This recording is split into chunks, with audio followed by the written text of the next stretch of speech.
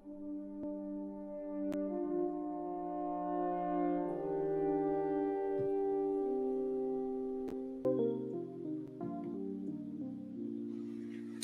Lord, I think we clicked it at the same time. We did.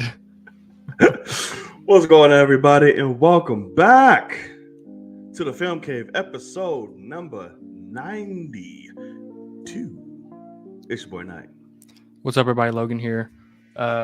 This is a monstrous show in a lot of ways, so we're gonna get this thing going. We're a little bit early, feeling good, doing good.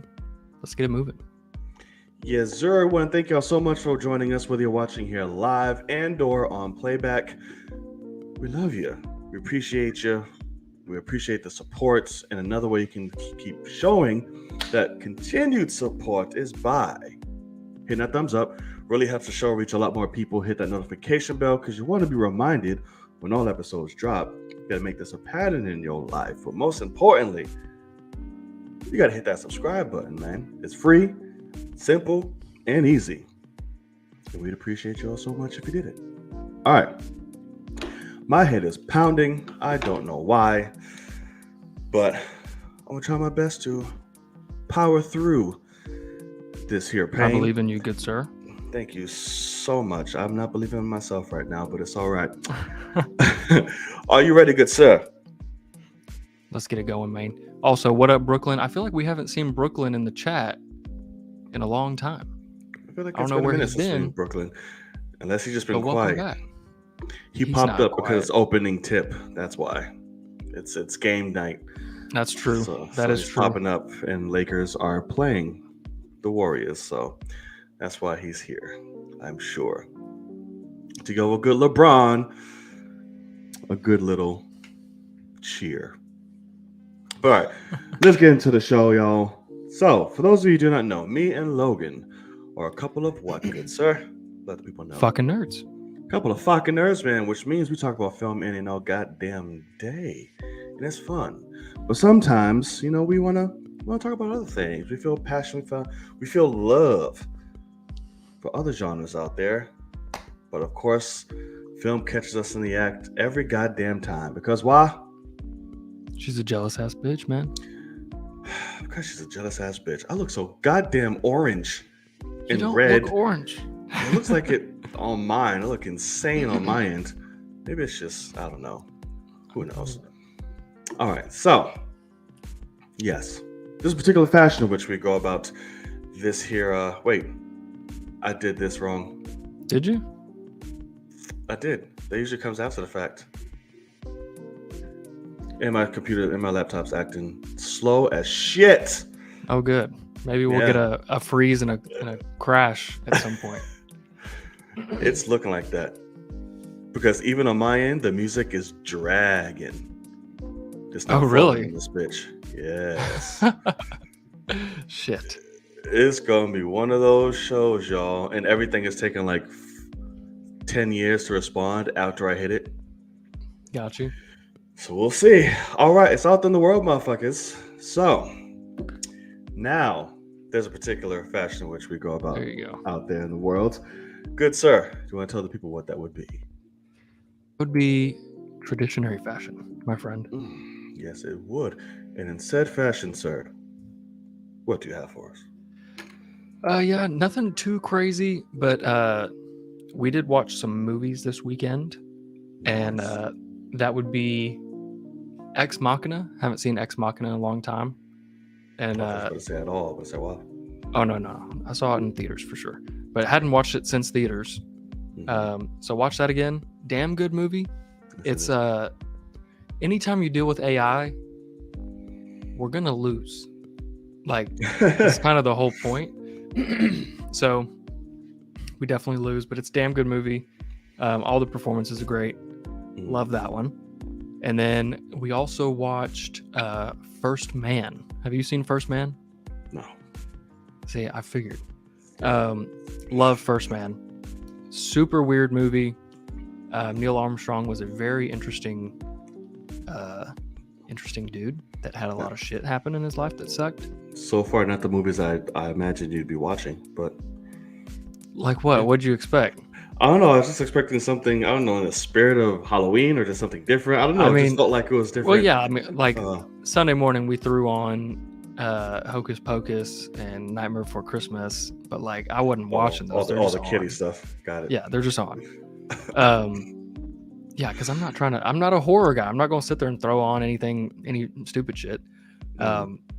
So, but yeah, First Man, really damn good. And that also got me in the vibe of like space. And so, literally, First Man, we finished that at probably like 11. And I sat there and I was texting my cousin for like 30 minutes. And I was like, fuck, man. I was like, I want to watch either like Apollo 13 or like The Martian. And he was like, man, yeah, he's like, it's exactly right. And so I threw Apollo 13 on and watched that whole fucking thing all the way through Jesus. by myself.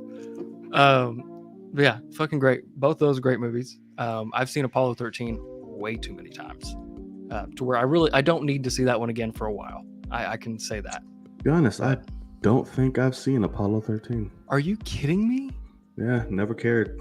I was like, Oh my God, man. It is Yeah. absolutely fantastic. It is so good.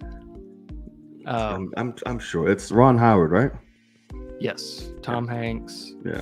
Kevin Bacon. Yeah, no, phenomenal. Your boy Ed Harris is in there. Get me started. Oh, we'll get started. But yeah, started.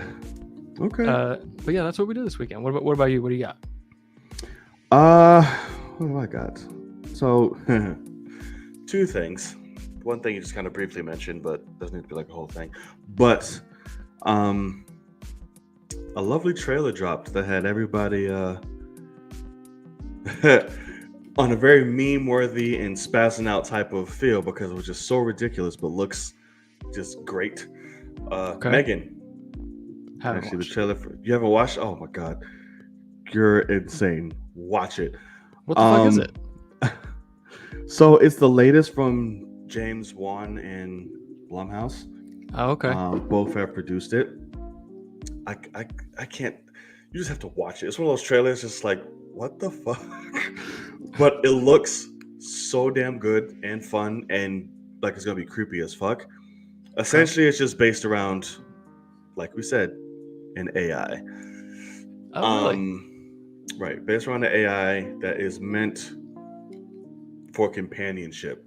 So she's a doll, but she's full AI. So the bitch can walk on her own. She's chilling, all this other stuff. Right. Interesting. It's magnificent. That's not gonna work out. So if you checked it out, oh, well, you haven't checked it out. Check it out for sure. And it's just an interesting trailer. I'll say that. And a particular part about the trailer is what everybody is memeing and has, has blew the trailer up. And now she's having Twitter beefs with Chucky and all type of shit. It's actually hilarious.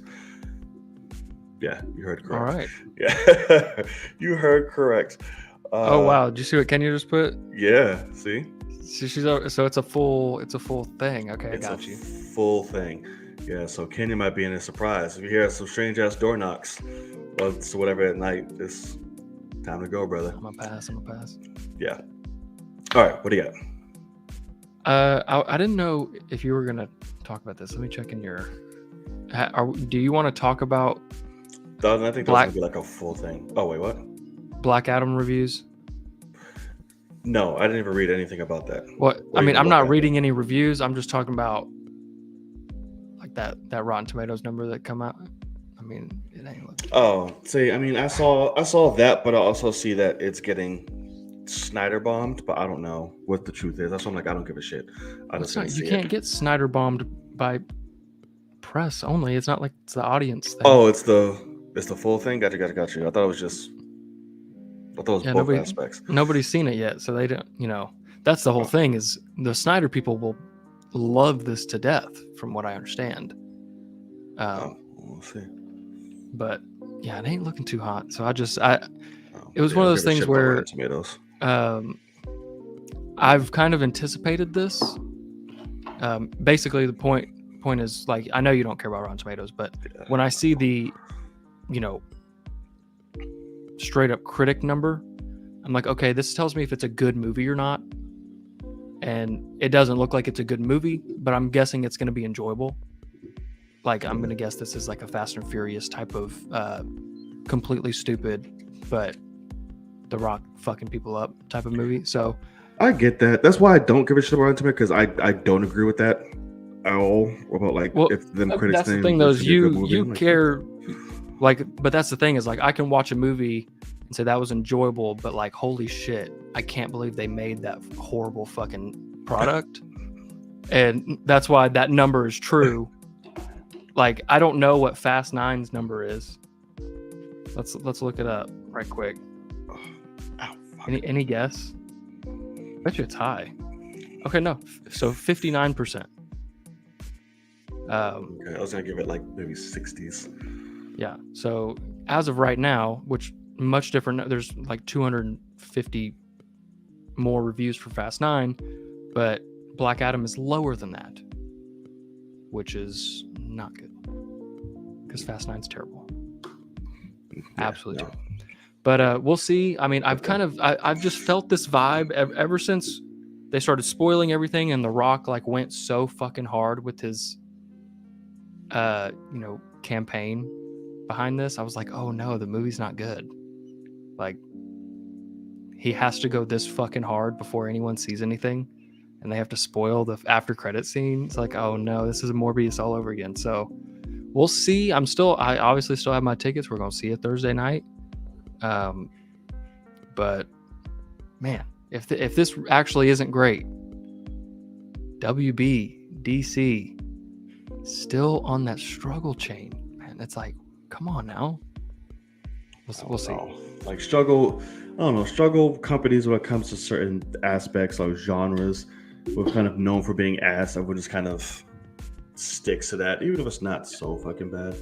That's why I'm like, I just don't care about critics and Rotten Tomatoes. I'm like, I'll just go and make up my own. If it's fucking trash, then it's trash. But 9 times out of 10, they're gonna be like, yeah, this movie's fucking suck and doesn't have the quality of base of this. I'm like, just shut the fuck up. Like, I'll just go and see it. Like you're doing too much. But we'll see. Like I said, I've been ignoring every fucking thing because, like I said, The Rock talks a lot. Oh yeah, no. I mean, I have it all muted. I'm like, oh, I mean, just that number be comes surprised. Good fucking luck getting surprised when he's doing what he's doing. Right. Golly. That's also true. It's like, good God. It's like I'm not watching anything. But yeah, like even if it's, excuse me, I think I saw that today actually on the way to work about the like Rotten Tomatoes and all of that. But even if it's a movie I'm anticipating or just don't care about, I just never care about Rotten. But we'll see. I hope it's not trash. I really hope. It's not trash. That's the thing. Because that will hurt. That will really fucking hurt. Given, like you said, the passion, it's been so long, and DC needs a win. Well, that's the problem. Is like he's had this role for so long. They've had so long to prepare. It's like there's no way they came out of the gate with a bad script. Like they've had the time, the prep time. They've had the star to like demand perfection, and like that's the problem. Is I have high standards for this because it's been fucking over a decade since he got cast as his character. So like, Deadpool me because you've had twice as long as they had with Deadpool to make this movie. So like, give me a fucking awesome script and we'll see what happens. But I don't know, man. We'll see. We'll see. Yeah. All right. So the other thing I had is you briefly touched on it.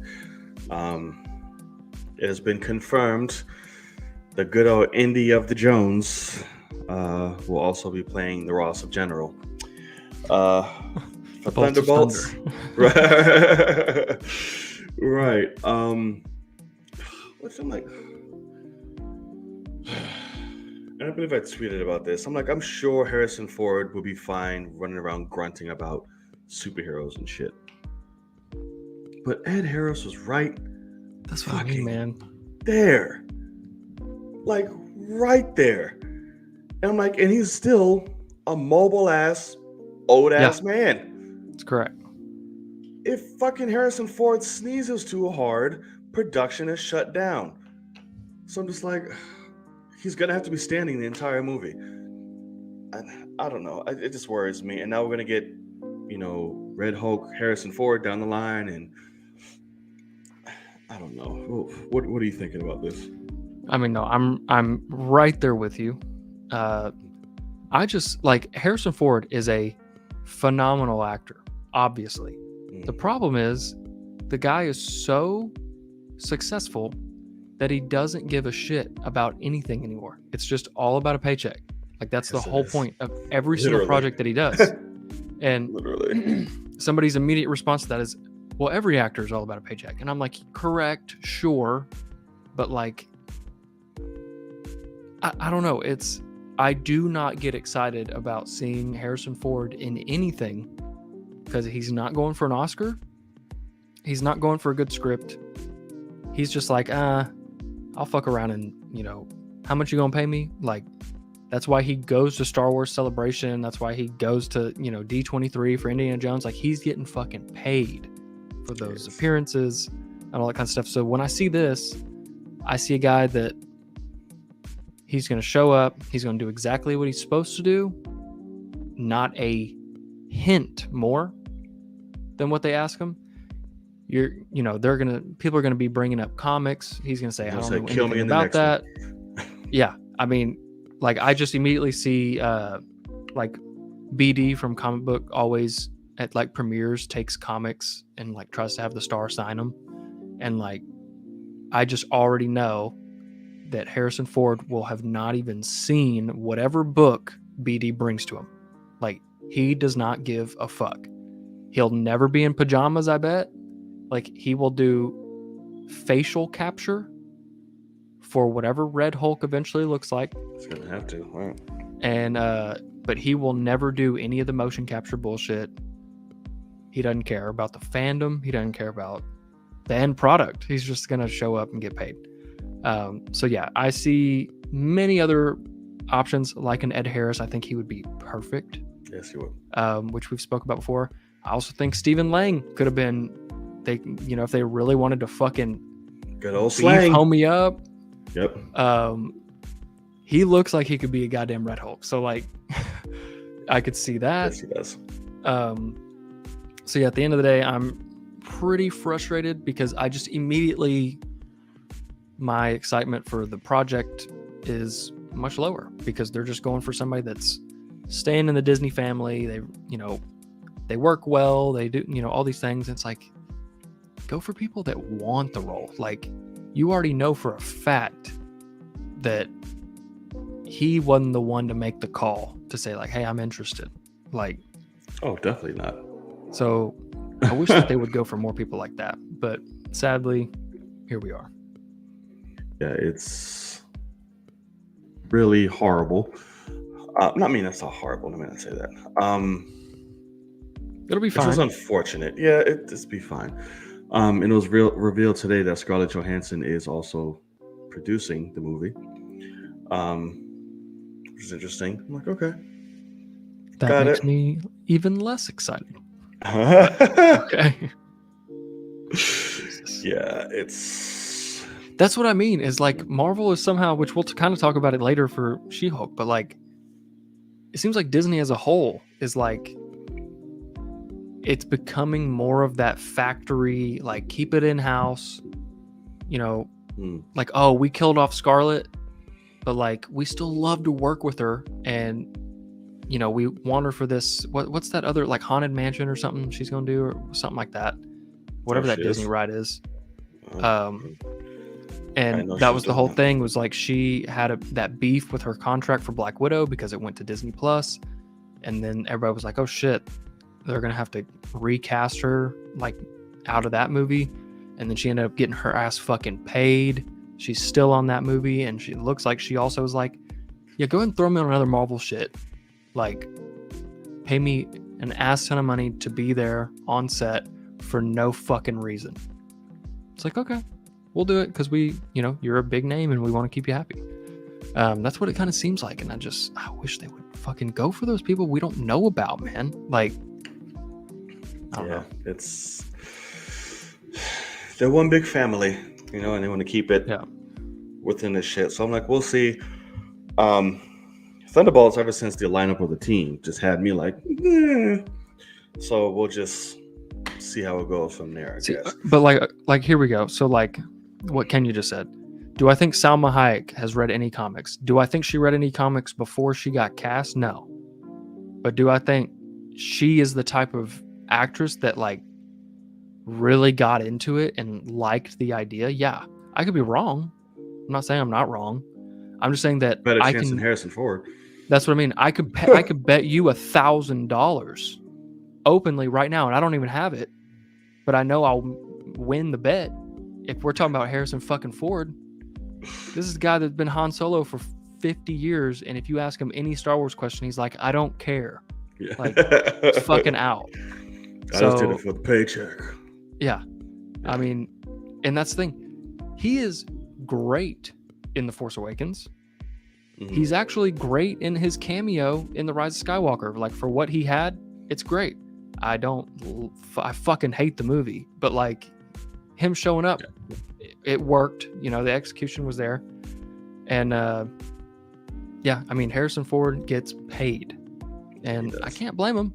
That's exactly how I would be if I was him. I would not give a fuck. Like, yeah, I'd be like, they just want to keep giving me these franchises. Like, let's go. Like, how long do I got to be on set? Like, oh, I'm on set for 3 weeks in a suit. Then I do some facial capture stuff for 2 weeks in a studio, and then I'm out. And my character beats the shit out of Hulk. What? He's like, this is hilarious. Like, I mean, I can't blame him one bit. So we'll see. Yep. But I think there's other actors out there that could have been about that life. Oh, by far. By far. Shit. Fucking Stephen Lang himself. Just paint me red. I'll go fuck somebody else. That's right. I mean, fuck, man. I'm already swole. Just do that shit. Yeah. But it's whatevs. We'll see. All right. So, my boss texted me. Oh shit. Send it over to you. Tell me to send out the boxes. Not 20 banner. Ooh. What? So my boss just texted me because there's like a whole bunch of my company sent her a whole bunch of like boxes, like products and shit. And she's like, "Hey, I'm getting ready to send you all those boxes right now in the Uber." I'm like, and it's gonna take about 20 to 25 minutes. I'm like, "Ma'am, I am filming right now. I don't think that's gonna happen." So I'm just like, ooh. Yeah, that's wild. That ain't gonna fly. It's not gonna fly. And plus, it also sucks is that there's a lot of boxes. I have no elevator. Oh yeah, that's right. So it's fucking 5 flights by myself, going back and forth to do shit. Do you know how pissed I'm about to be? And just angry. Oh god, that doesn't work. That's a no for me, dog. Right. Right. Okay. Sorry that I have nothing else for out there. Unless there's anything you wanted to bring about. I think I'm good. Yeah, I think I'm good. Cool.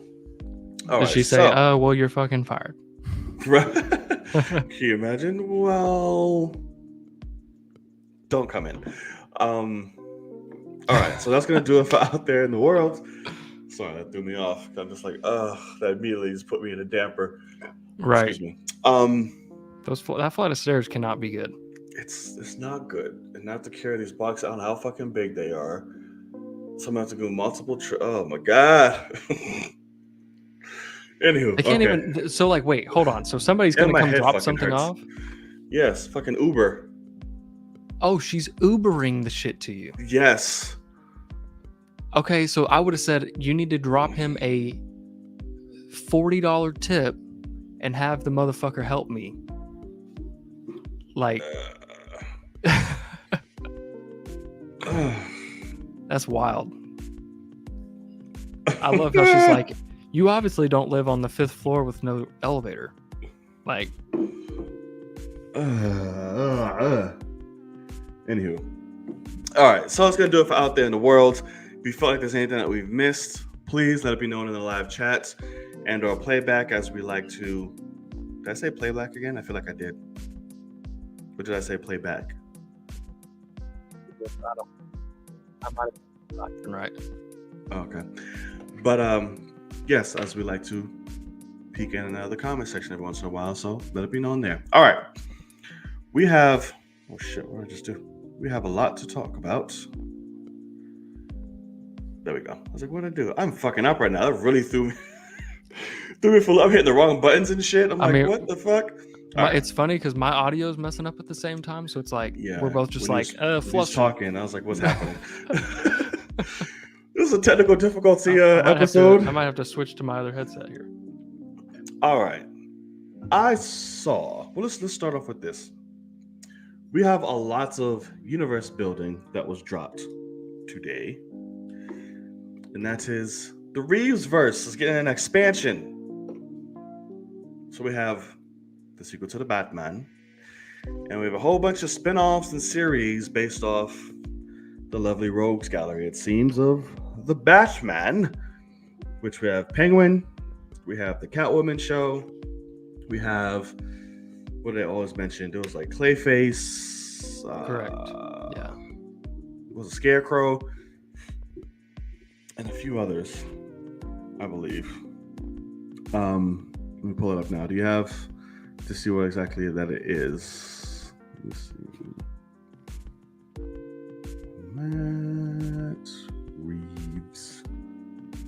I'll switch my headset. Or wait, is it working right now? I think it's. Oh, and Professor Pig. What the fuck? You all right? We don't want that. Oh, I thought that was good. We got him briefly in Gotham. That was interesting. So yes, so this makes me excited if Matt Reeves is behind it and, shepherding this whole Project Universe, which seems like he's gonna be pretty hands-on. It makes me excited, and it's characters that I'm very interested in seeing. Professor Pig, I'm just like, okay. But everything else, definitely. Clayface for sure.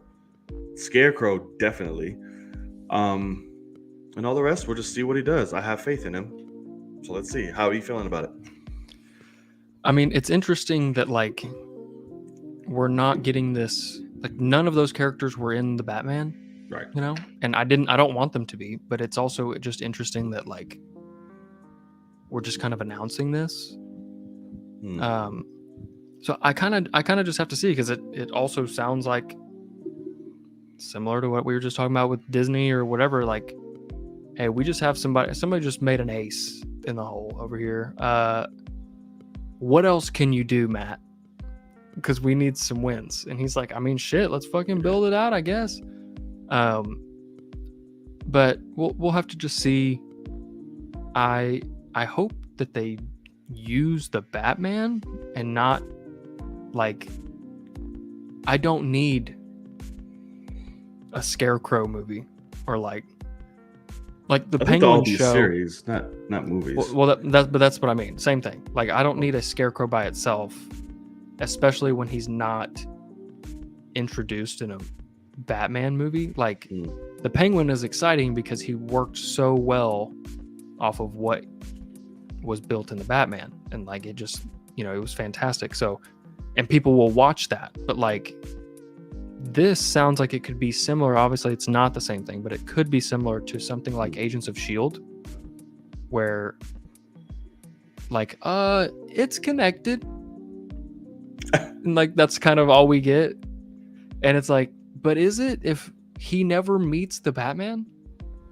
And then are you going to have a whole series on a character and then just have him jump right into a sequel for a movie? And, like, that could probably happen. But, like, my dad won't know any of that shit because he's not going to watch this show. So you got to educate him, man. But that's the thing is, I mean, there's a chance I won't watch the show. I mean, I got too much fucking shows going on.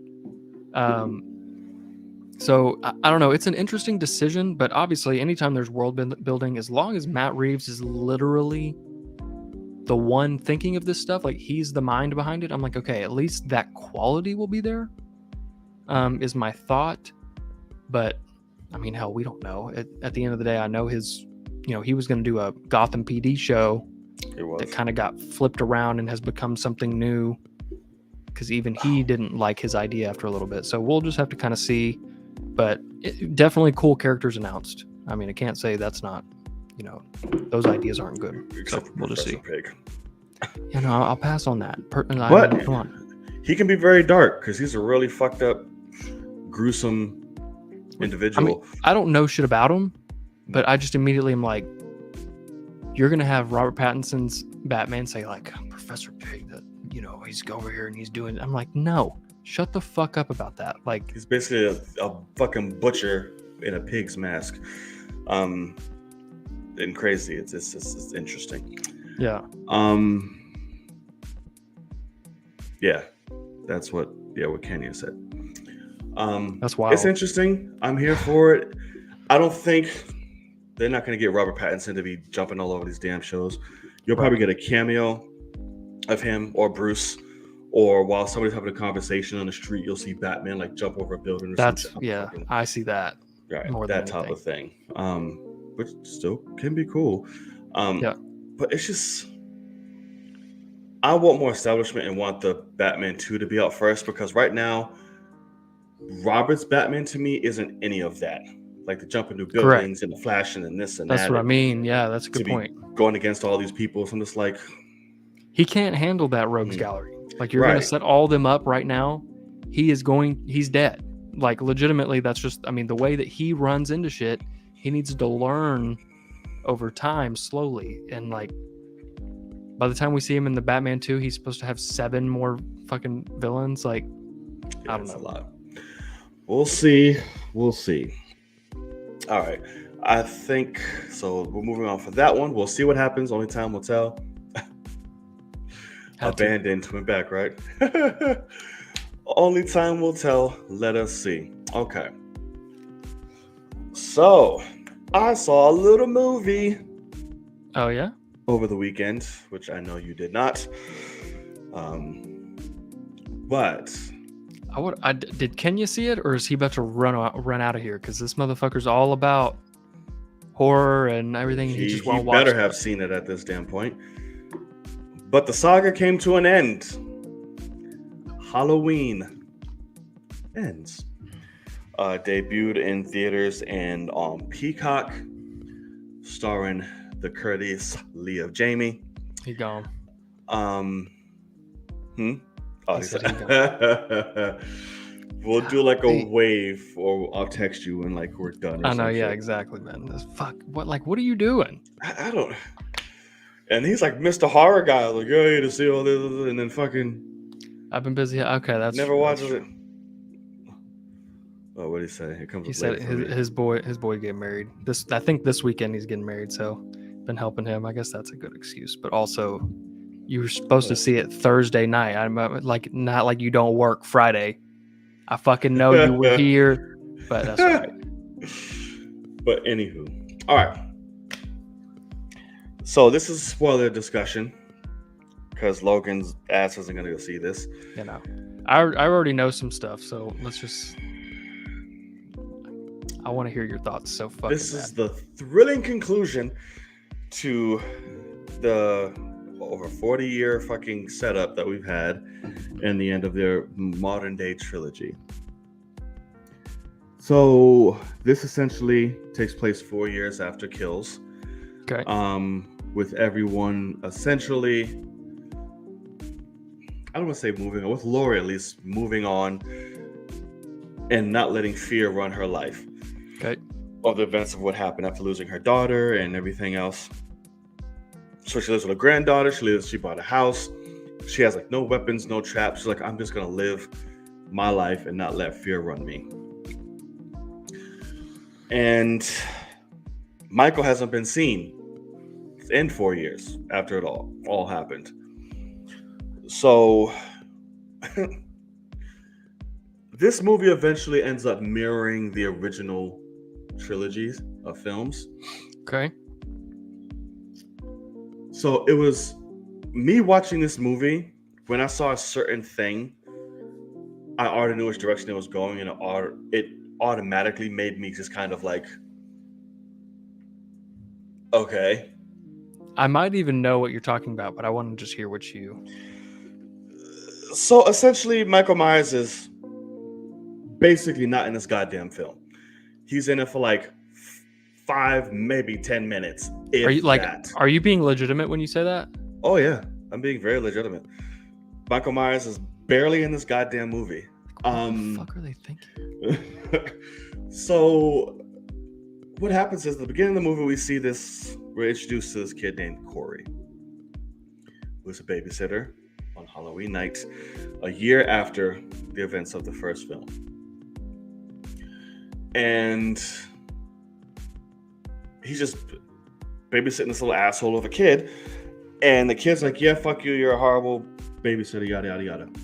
He plays a Halloween prank on him, locks him in the attic, and he starts freaking the fuck out. Who does? The kid or the... The kid locks the babysitter in. Okay, so Corey's in the attic. Corey's in the attic. Okay. Like, let me go, like, let me out, yada, yada, because obviously the kid was missing, so he's thinking, oh my God, Michael Myers just came and got this kid or some shit, I don't fucking know. The parents are on the way home. He's kicking the door, like, let me the fuck out, oh my God. He finally kicks the door open. The kid is on the other side of the door, gets smacked in the head by the door and falls down like 3 stories of steps right in front of his parents. Dead. He kills the kid. He kills the kid. Well, fucking deserved. So it's like, yeah, because he was a little piece of shit. Well, so first of all, what were the repercussions of that? Did he get in trouble, or was it like? It was the parents finding him. What did you do? Title sequence, and then now we're to present day. So yikes. I guess there was no really full explanation. Like it was accident. Like, oh, he got reprimanded, but he got let go because it wasn't no crazy ass shit. So we're meeting Lori and her granddaughter. We're all being caught up, and yeah, I've moved on with my life. She's writing a novel on the experience and having a whole thing. We're reintroduced to Corey. So what is going on is they're saying ever since the events of the last film, the town has been off. Like people have just been, succumbing to their deepest like fear or anger or whatever it may be, just takes hold of them. People are killing themselves. There's murders beyond belief, like before. And we don't know what's happening.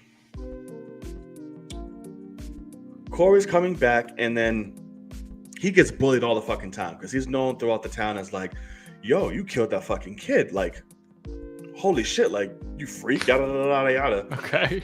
So I'm like, okay. You fucking freak. And he runs into Lori because he's getting picked on at the gas station by these fucking 12-year-olds. I'm like, what? Dude, beat their ass. You're a grown man. So I'm like, okay, fine. He runs into the kids again. They beat the shit out of him and throw him over a bridge. So I'm like, oh, okay.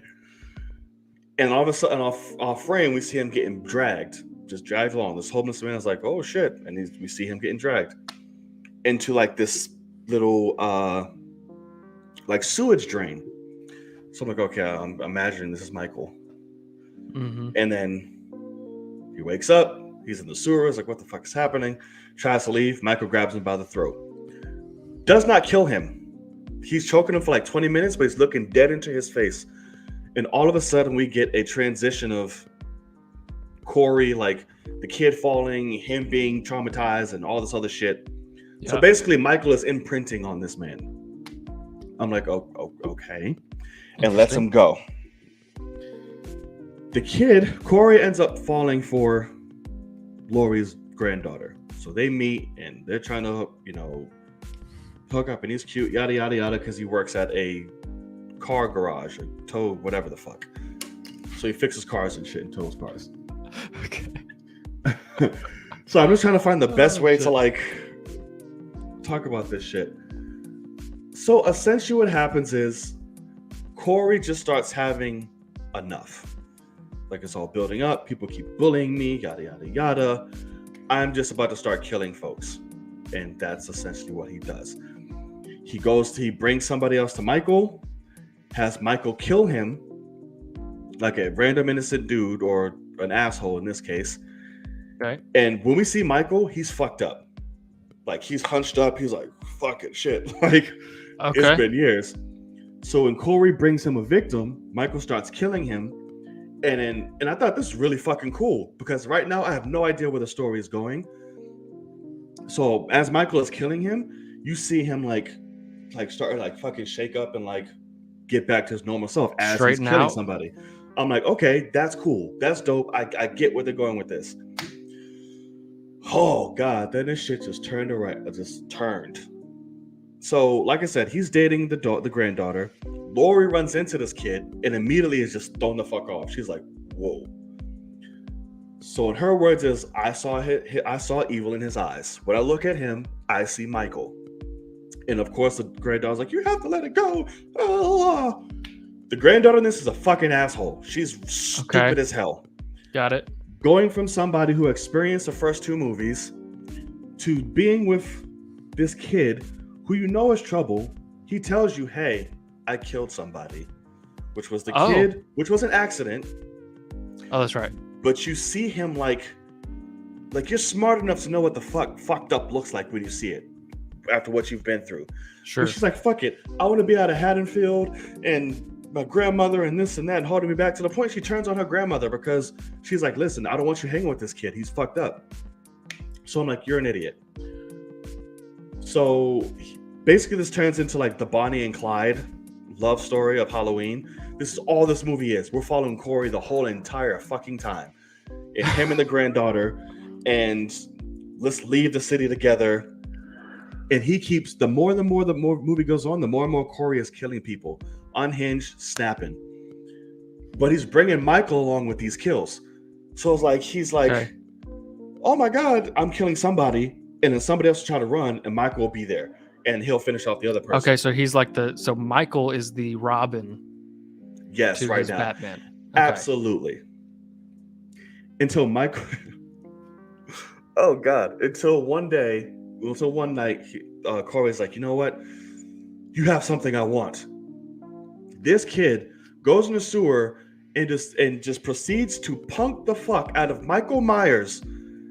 Puts him down to the ground, takes his mask off, and just runs. So the rest of the night, this kid is dressed up as Michael Myers, going around killing all these people. Meanwhile, Michael Myers chilling in the sewer like, this kid just fucking bitched me. Yeah. Because he fully, so the whole story of what they're trying to convey is Jesus Michael Christ. Myers' presence is all over the city. Right. People are just innately just giving into their basic fucking horrible instincts and reenacting these because fear has literally run and imprinted on this city. He ran into Michael, imprinted him. The same shit that's been happening to Michael when he was a kid was happening to Corey now. So he is basically embodying evil now for Michael Myers. And that's what's happening. So Lori is like, hey, if the town fucking hates me, because everyone that sees me is like, it's your fault. The reason why Michael Myers is going so fucking crazy. You're a bitch. Yada, yada, yada. Her granddaughter just turned on her because she's going to run away with this psychopath. So Laura was like, you know what? I'm going to fucking kill myself. Oh. I'm going to kill myself. Fuck it all. So Corey is on his killing spree, killing everyone who wronged him, killing the kids, killing this fucking weird radio DJ, just killing people. He goes to Lori's house. He's like, I'm about to kill myself. We hear a gunshot and something spray across the wall. We're like, would this bitch just really kill herself? She smashed a pumpkin. She knew she was there the whole time. It was like, did you really think I was going to fucking kill myself? And just shoots this motherfucker down. I mean, he falls over the railing and it's like, wow, fucked up. So she goes down and is like, listen, you want to kill me? Here's what's up. The granddaughter's coming home while this is happening. And he looks at Lori and says, you know, if I can't have her, nobody fucking can. And he stabs himself in the neck. I'm like, okay, got it. So when Lori picks up the knife and the daughter walks in, it looks like she just fucking killed the boyfriend. So I'm like, oh my God. So she's like, fuck you. Why would you? Oh my God. And she leaves. And Lori just sits down crying because she's like, holy fuck, my life right now. But shit gets real because now the actual Michael is like, where the fuck's my mask? It walks in the house. And it's like, oh, here it is. So you never see him without his mask? Like they hide that the whole time? Yeah, like you see glimpses of like the real fucked up burn side, so you don't really see anything. Yeah, okay, got you. So now Hey, Michael Garrison, I'm Myers not gonna watch is it. in the house. And Laura's like, oh shit, word. And here we go. So then they have the whole fight, which is pretty fucking cool. Okay. What everyone came for and what this whole movie was marketed towards, we get the last 5 minutes of the movie. Because Michael Myers is nowhere to be found. We're following Corey and the granddaughter, and that's it. So they're beating the fuck out of each other, and she finally pins him. So she's like stabbing him with knives all through the table, like in his hands, his legs, throws a fucking refrigerator on top of him, so he's just done. So she's like, you know what? And she grabs another knife, and she's gangster with it. I'm like, oh, heard it. It's like, you know what? I thought you were the boogeyman, this, that, and that, but you're just a fucking man who's about to take his last breath. And she cuts his throat, and then she slits his wrists, and he's just bleeding the fuck out on the table. But in a last effort, he jumps up and fucking chokes the shit out of her. And she's like, do it. Fucking kill me. That's it. And they're showing us like their whole history and the original and the saga. It's like, wow, they're about to kill Laurie Strode. Right. But the granddaughter comes and is like, no, and breaks Michael's arm. And she's like, I'm not going to let this happen to you. It's like, what the fuck? I'm like, okay. So what they do, the cops come, they see Michael on the table, and she's like, she's dead. And like, we know what, we're going to fucking make sure. So, in which I thought this was cool. They strap Michael up to the car. They parade him through town as they're going, to the destination. Everyone sees this, so the whole town is just coming with them. Wait, he is on top of the car, or like he's on top? He's like on the hood of the car. Yeah, like they tied him down. God, man! And the whole city's here, and they go to this junkyard.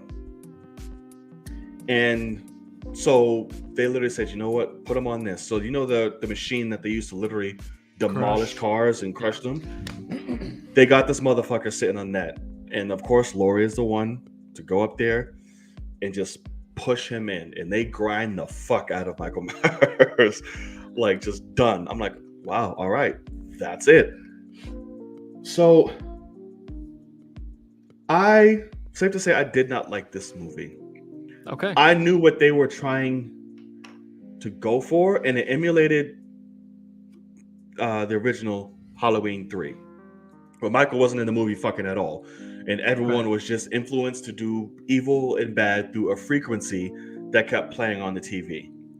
So with this, they showed like, hey, Corey is like, hey, when I look at this radio tower, this big signal, I just feel something. Like, I feel like I can just yada, yada, yada. So I'm like, okay, they're going very Season of the Witch with this, which is the 3. Which is a signal is going to kill everybody, whatever the fuck. But they ignored their own rules from the previous movies. Michael Myers literally withstood every fucking thing in life. Stabbed, burned, shot, blunted, everything. Yeah. But he died just by getting like, oop, slit your throat in this, you're dead. Huh? You built him up to be the supernatural figure, but you just made him a man at the end of it, which is fine, but stick to that. He also like imprinted on this kid and like sent his vibe through, which is like a supernatural sounding thing. I don't know if maybe they didn't play it as that, but it sounded when you explained it as that. No, very much so. It's like you abandoned your own rules when it comes to Michael Myers. You didn't have him in the shit. You tried to install fear as the main like antagonist of the film and how everyone succumbs to it and yada yada yada. But I'm like, that's not what you marketed the movie as. So that's what's frustrating. Like, if you would have laid that out, okay, I know what I'm getting into. Correct. But you fucked up a conclusion to a saga that was fucking legendary, and this is what you gave us. 2 seconds of that saga. Crazy. And then you got Michael Myers bitched by some kid who is a fucking lunatic. So that's the thing. So from the stuff that I saw, basically all I had heard was basically they follow a new character the whole time. Yep, Corey. And somebody was like, the fucking guy is in a, mechanic's suit, like what Michael Myers wears. And so it's like, it's so on the nose that they're trying to make Michael Myers there could be multiple. Like it's, you know, Yep. and Anyone can wear the mantle. correct. Michael Yeah, Myers, mantle. yes. That's a good way to put it. And I did not know that Michael Myers was barely in the movie, because also correct me if I'm wrong, but aren't these movies supposed to take place only on Halloween? Yeah. Like, but so you're telling me that Corey is like going to Michael all throughout the year in the sewer? Or no, like, so he finds him like literally 2 days before Halloween. but it is before Halloween. It is before Halloween. Okay. So he gets pulled in there, finds him, gets imprinted on, and he's like, hey, fucking show me how to kill, dude. Because he brings this asshole cop who liked the granddaughter too. Because they had a run-in at a diner when they was planning their escape from fucking Haddonfield. Because, So we have diners all the time now. Right, because the cop followed him after he had that moment. He's like, I'm going to teach him a fucking lesson. But it was a trap. He lured him in to see Michael. He said, teach me how to fucking kill. Teach me. And then Michael Myers was like, yeah, sure. He's just fucking killing this fucker. Fuck, man. Michael Myers has a son, the son he never had over here. Yes. Because he immediately doesn't kill this man. Even when he's around, he's like, yeah, fuck it. Like, this is my homie, it's my apprentice. Got it. And that's about it. And he visits him a few times in the sewer. He takes him on a murder run once, and then goes back and bitches him for his mask. And is like, I got this from here. Thanks. Wild. Yeah. I mean, so this is the thing. So like Kenya, Devin in the chat here, who's not listening at the moment, but like last week, you and I both loved Werewolf by Night. This is obviously a very different thing than Werewolf by Night, but that is like classic horror. And I feel like that is literally made for someone like Devin, who loves the old school shit. Like that's just the way he is. He's like, oh yeah, like obviously that has a tone and a vibe that is not like this, but I love it for that, whatever. And then he was texting me on like Monday, and he was like, hey, are you gonna see Halloween Ends? And I was like, no. I was like, I haven't seen any of, like I've seen bits and pieces of like the original, and that's it, And he was like, man, he's like, I really got to recommend like the 2018 one, I think is when the first one of this new trilogy came out. He's like, that one's really great. And he's like, it is. Halloween Kills. He's like, it does kind of fall off because it's just it's a lot. And I was like, yeah, I remember you seeing it and saying so. And he was like, but man, he's like, I think they know what they're doing with this last one and whatever. And I was like, hey man, you're talking it up, but like, I'm not going to get to it before Thursday type of thing. And that was just kind of the end of it. And obviously he didn't even go see it. But what I told him when we ended the conversation, I said, I hadn't heard anything about Halloween Kills. I said, you need to watch, because what he ended up saying was he hadn't watched Werewolf by Night yet because he was like, he was annoyed or like frustrated over the weekend with like some bullshit. And he's like, I don't want to watch something while I'm in a bad mood because I'll fucking hate the thing. And I was like, okay, I get that vibe. Like, I get it. And so I told him, I said, hey man, I said, you need to watch Werewolf by Night before you see Halloween Kills, just in case that shit's garbage. And he's like, yeah, whatever. I bet you he hadn't watched Werewolf by Night yet either. But it's crazy to me that like they actually had no idea what they were doing. And obviously they had an idea that was interesting. And I can, like you said, I can see what their thought process was. But the fact that that's what they decided to go with and not just here's what people are coming for. And also they make the movie first. Didn't they delay the movie first of all? Like, I don't know. I don't remember. But recall. They make the movie and then understand that it is not great. So they market it as the movie that we would all expect. Right. And I mean, really, this was the easiest home run you could have, because you could just have you could redo like, yep, he's walking after someone that can't seem to fucking outrun him and he's going to kill him and it's going to be a badass kill. Like, that's all people want. and then eventually, have some tormenting, and eventually have the big fight between the two of them at the end, and somehow have her figure out a way to truly kill him. But and that's all, like, that is not a hard movie to make. And the fact that they were like, just fucking go crazy with some other shit is wild to me. It's not, because it had so many good aspects to it, like story-wise and what they're trying to go for. Like, I'm really digging this.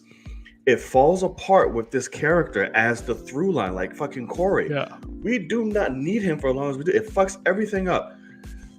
And it turns characters into dumbasses that don't have that tradition at all or that history.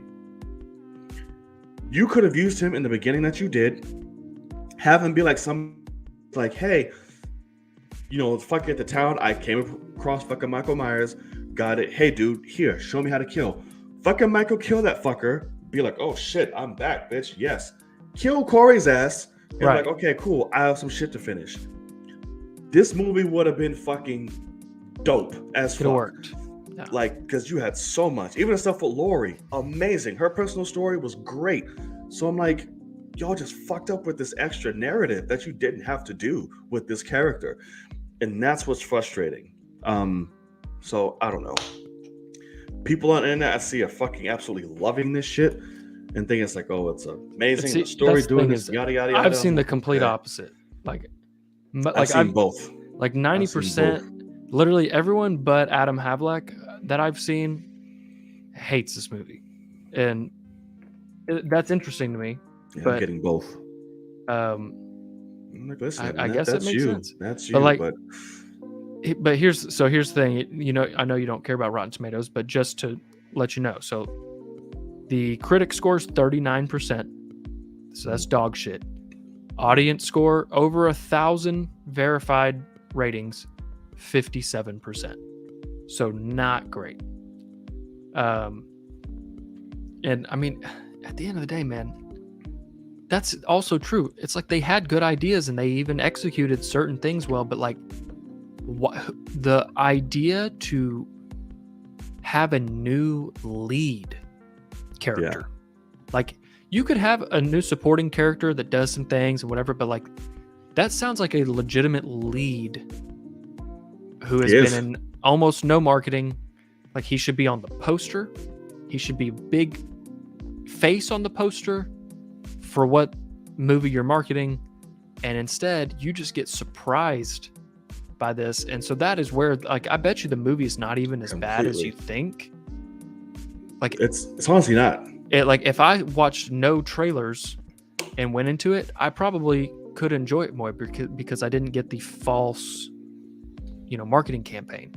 Right. So I completely understand, and they should get their box office should be destroyed, and they should be absolutely killed for it, because at the end of the day, it tells you that the studio itself knew, oh, we have not made a product that people are excited for. Let's not show them any of that. Show them all the things that they would expect to get from this, and hopefully enough people go see it that opening weekend before people find out what it really is. And that sucks. That really sucks. But here we are. Studio bullshit. Yeah, no, it's very much that. It was just disappointing, because without that, this movie could have really been great. But just that sucker punch, man, really fucked shit up. And I knew right in the middle of the movie, if not soon, I was like, this is what we're doing. This is what's happening. Yeah. Okay, got it. So it was just frustrating, because, like I said, people who are fans of the series know where it was going. Minute certain things happen, it's like, oh fuck, correct. Call back. Here we go. So I don't know. It was, yeah. And Laurie survives, by the way. She does not die, so she lives on, which is great, and I wanted her to. Yeah. All right. So moving on from that, let us know what you thought. If you loved the movie, if you hated it. Yeah, we're done. Just let us know in the comment sections below. And yeah, we'll see. But this definitely hurt. It hurt a little bit. Especially when he bitched Michael Myers. Oh my god, that pissed me off. Hey, Ugh. we waved it off. You can't talk about it anymore. Oh, yeah, I guess. Okay, sorry. It's just frustrating. Okay. So now we got some shows to talk about. Yes, sir. And I just want to start with this one because I can't. My pressure is too much. House of the Dragon did episode 9. Okay, let me compose myself. So before you even start talking, so I saw this morning, I was on Twitter for a second, and I saw that you last night were like, "Hey, I'm about to start the episode, and I'm going to live tweet it." Mm. And I think I liked the first one, and then I was like, you know what? Fuck that. I'm not going to look at any of his tweets. I was like, I want to hear what you have to say. So I don't know how you feel about it. I'm pretty sure I know how you feel about it. But episode 9, what you got?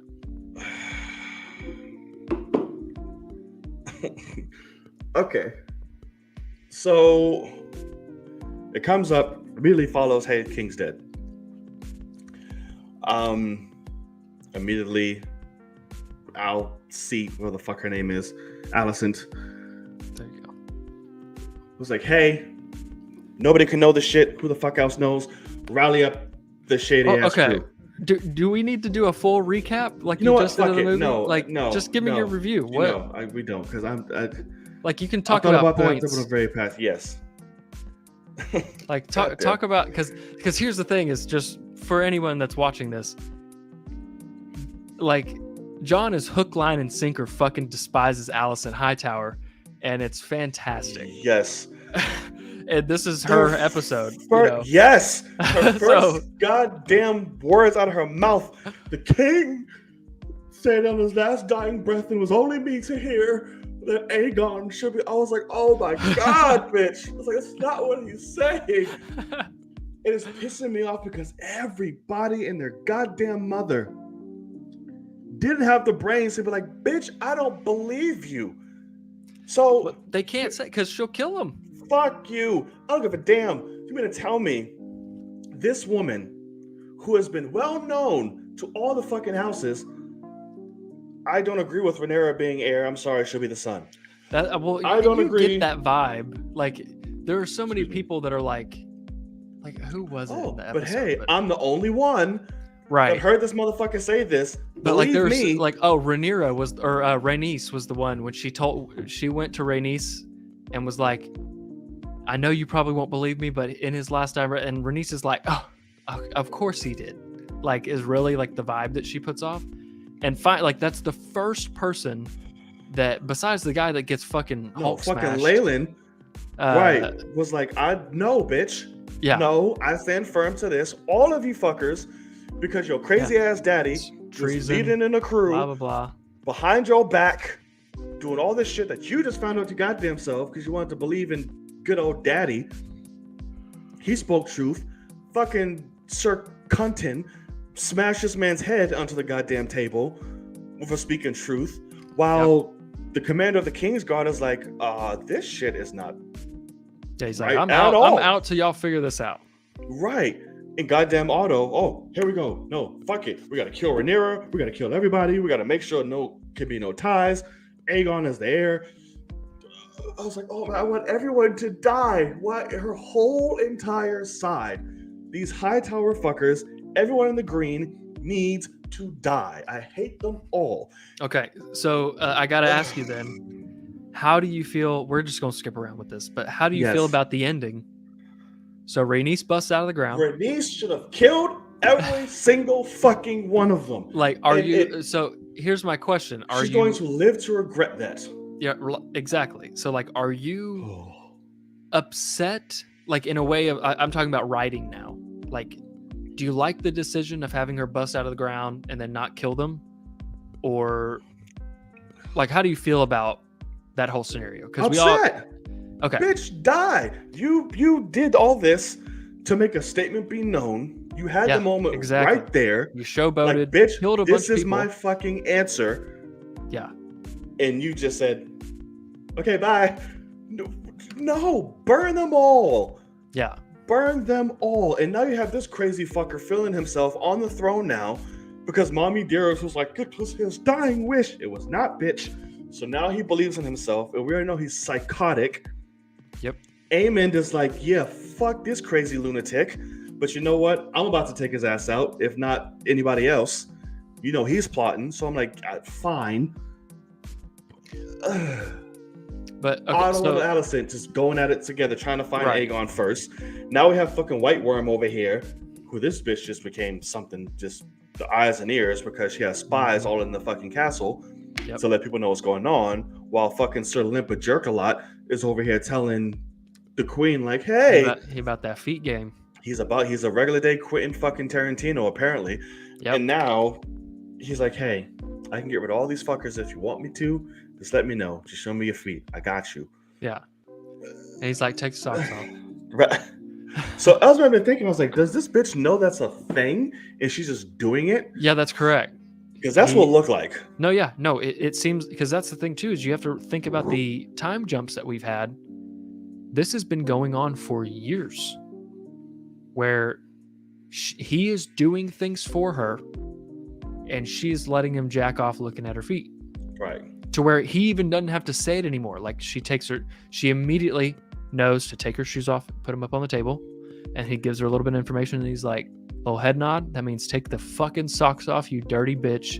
And that's right, because that's Show what me made me them think. Piggly I was like, Wigglies. they're focusing a lot on her fucking feet. Yeah. And taking the shit off right now. I'm like, what's happening? And I was like, oh. And then she literally puts her feet up, she looks the other way, and he starts Just lets getting him it have going, at it. man. Yeah. And it's just like, and I love that Renice, what the fuck her name is. Yeah. When they're having the whole conversation.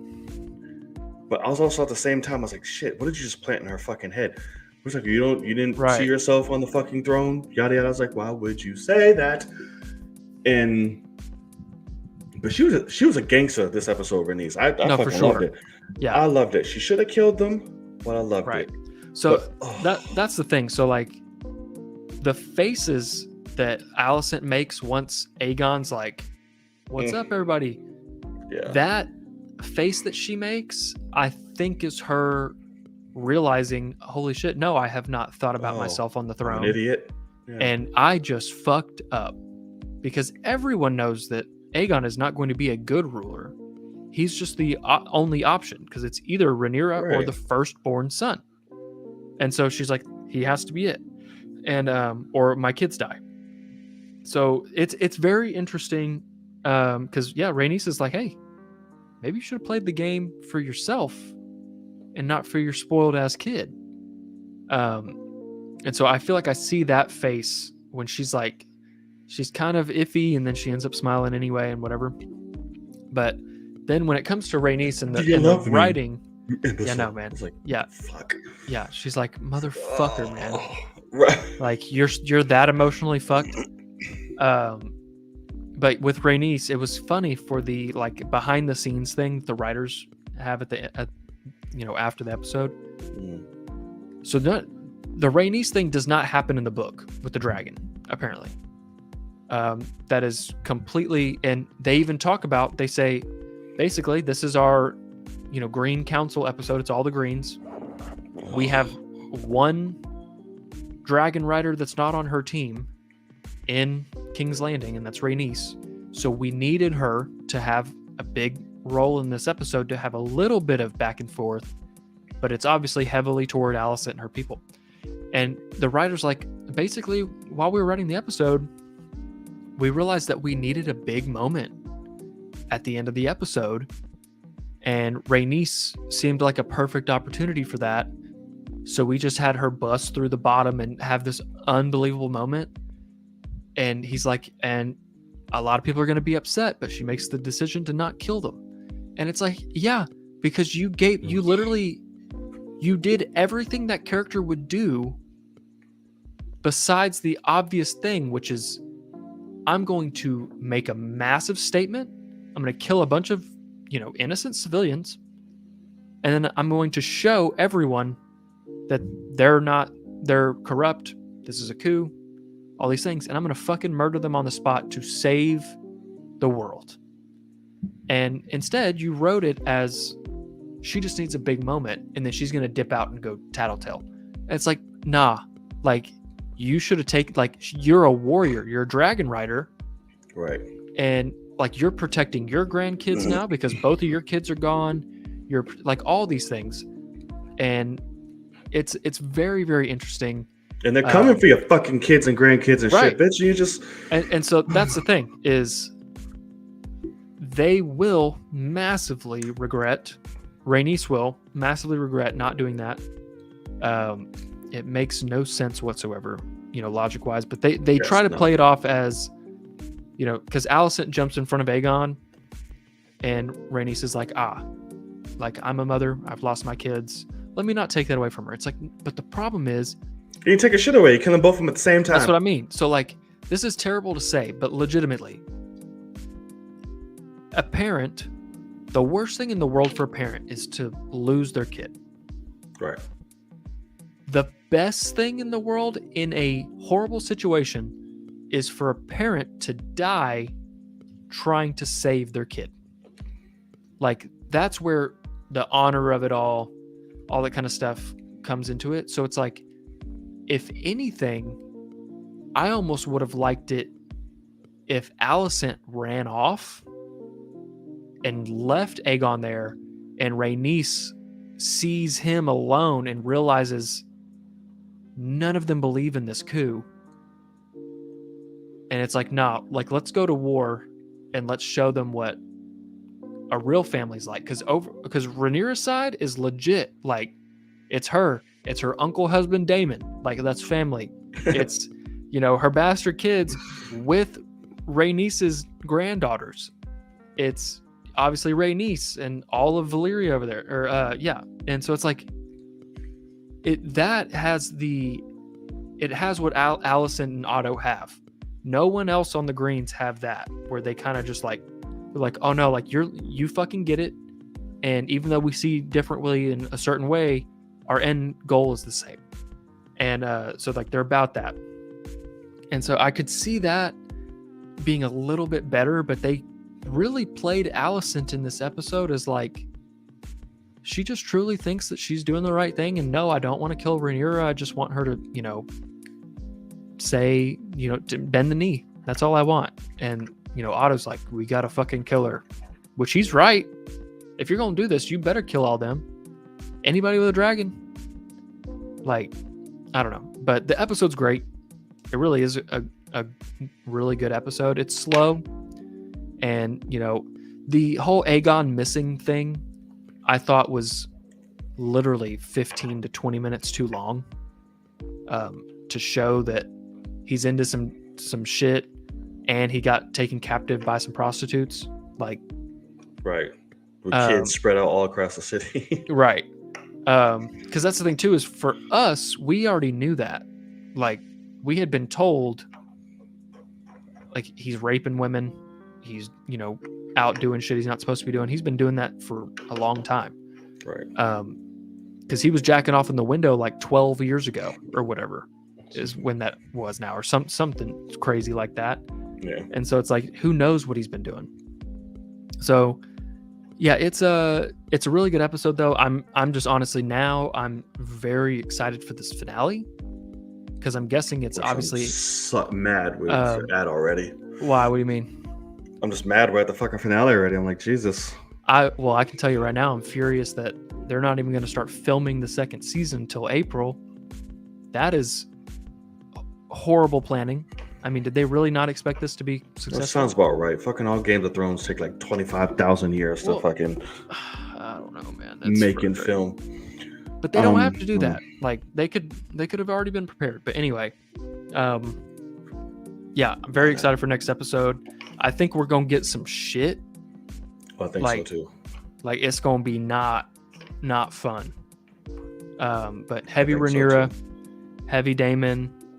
And we'll this see bitch is still pregnant, so I don't know how much war she's gonna be doing. But right, that's correct. We'll see. I just want everyone green just dead. That's it. Just die. Horrible, slow. I'm gonna guess if anyone lives the whole way through, I'm gonna guess it's Alicent. So get ready.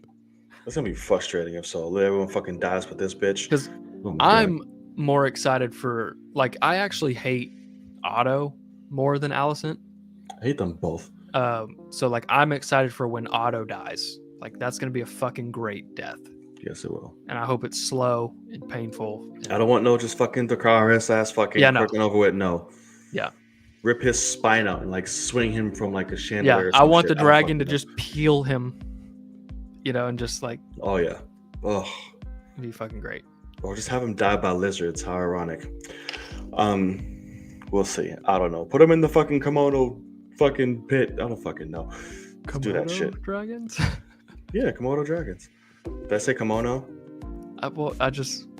We have real dragons over here. We don't need the Komodo dragons. So That's true, but they're too big. They'll be too fast. I want something small that can get some baby ones. peel. Oh yeah, get the big ones. Yeah, that's true. Yeah, that's right. All right. So now that we have that, let's wrap it up to the very last topic of the evening because I feel like shit. So, Okay. all right. So, House of the Dragon wasn't the only show debuting episode 9, but we actually have the season finale of She-Hulk. I personally really love this episode. Okay. Just because, of course, the meta-ness of it all, but it's speaking directly to all those with issues of the show and just trolls and bullshit. And it talks about Marvel itself and how they handle finales and movies and things of that nature. So essentially, just, Jen gets fucking locked up for spazzing the fuck out. She goes to fucking Emil's retreat. They're having a fucking intelligentsia meeting there. We come to find out it's Todd behind the whole fucking thing. Okay. I mean, not a surprise. We know he's involved, but didn't think he was the head of the motherfucker. Correct. And then literally superpowered beings start dropping out of nowhere and fighting, and Abomination is here. He broke his treaty. Yep. Hulk shows up. Hulk shows up. Titania shows up. Todd gets turned into a Hulk. And fucking Jennifer's just like, what the fuck is happening? And then she steps into our world, literally. She goes to the Disney lot. She goes to Marvel Studios, breaks in the fucking writer's room, is like, what the fuck are y'all doing? Somebody let me know. And they're talking about all this crazy shit. He's like, listen, this is what Kevin wants. So everybody's like, yo, we about to see Kevin Feige in this motherfucker? I know. I was so excited. I was very excited. I was very excited. Until she walks into the room of Marvel and a lovely drone comes out. A lovely AI just drops from this thing. I was like, hey, with his little fucking hat. And it's like, I'm Kevin, bitch. What do you want? And she proceeds to change shit in her own show. I was like, listen, like, you can't do this. Like, get rid of the Hulk fucking blood shit. The power's not the villain. He is. My own struggle is me finally battling between my two selves, and that's great. Get the fucking Hulk out of here. Like, he should be coming to save me. Hold Abomination accountable for his actions. That's great. And that's it. Let's fix the daddy issues in this bitch. When are we gonna get the X-Men and all type of shit? I love that shit. I fucking love that line. She was so cute. The way she like winks. Yeah. I was like, oh, yeah. She's so fucking oh my god, so fucking good. I love that they did the nod to Black Panther. It's like, listen, visual team is handling some other shit right now. Yeah, like you're very expensive, and they've already moved on. Yeah, and it's like dum, dum, dum. Yeah. I was like, oh shit, it's so good. She wanted more Daredevil. She was like, I need some dick. Throw him in there, please. Yeah, staying for a week. Homie's hanging out, meeting the family. Yeah. Todd gets thrown in prison. Hulk has a son. We get introduced to Scar or Carr, whatever the fuck his name is. Scar. Yeah, Scar.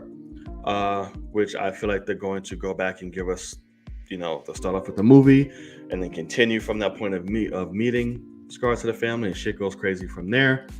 Because it's a whole different storyline that requires a lot that you just can't throw in. So I'm sure they're going to do that. And yeah, that was that. I fucking love this episode, man. I love what they did of her jumping into our reality. I love that.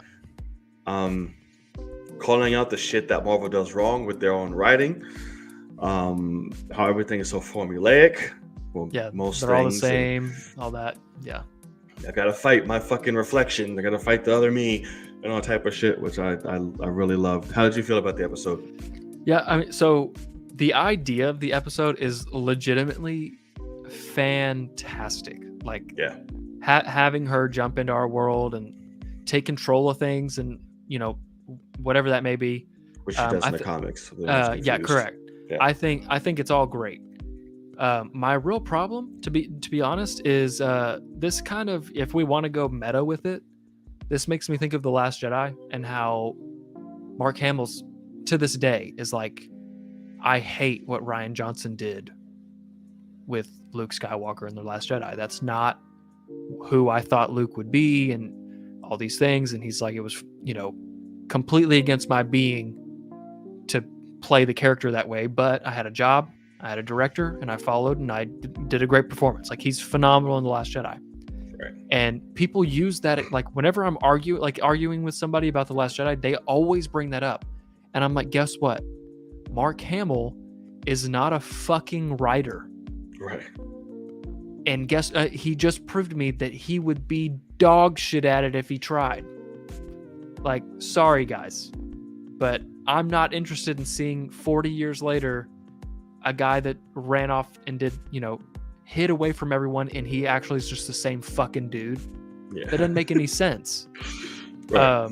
And so, point of why I brought that up is, it's great that, I like it for the women aspect of it, of like, hey, we can do things differently. I don't like what you're doing. I'm going to take control of my own show, and I'm going to rewrite it. My problem is Jennifer Walters, not a great writer.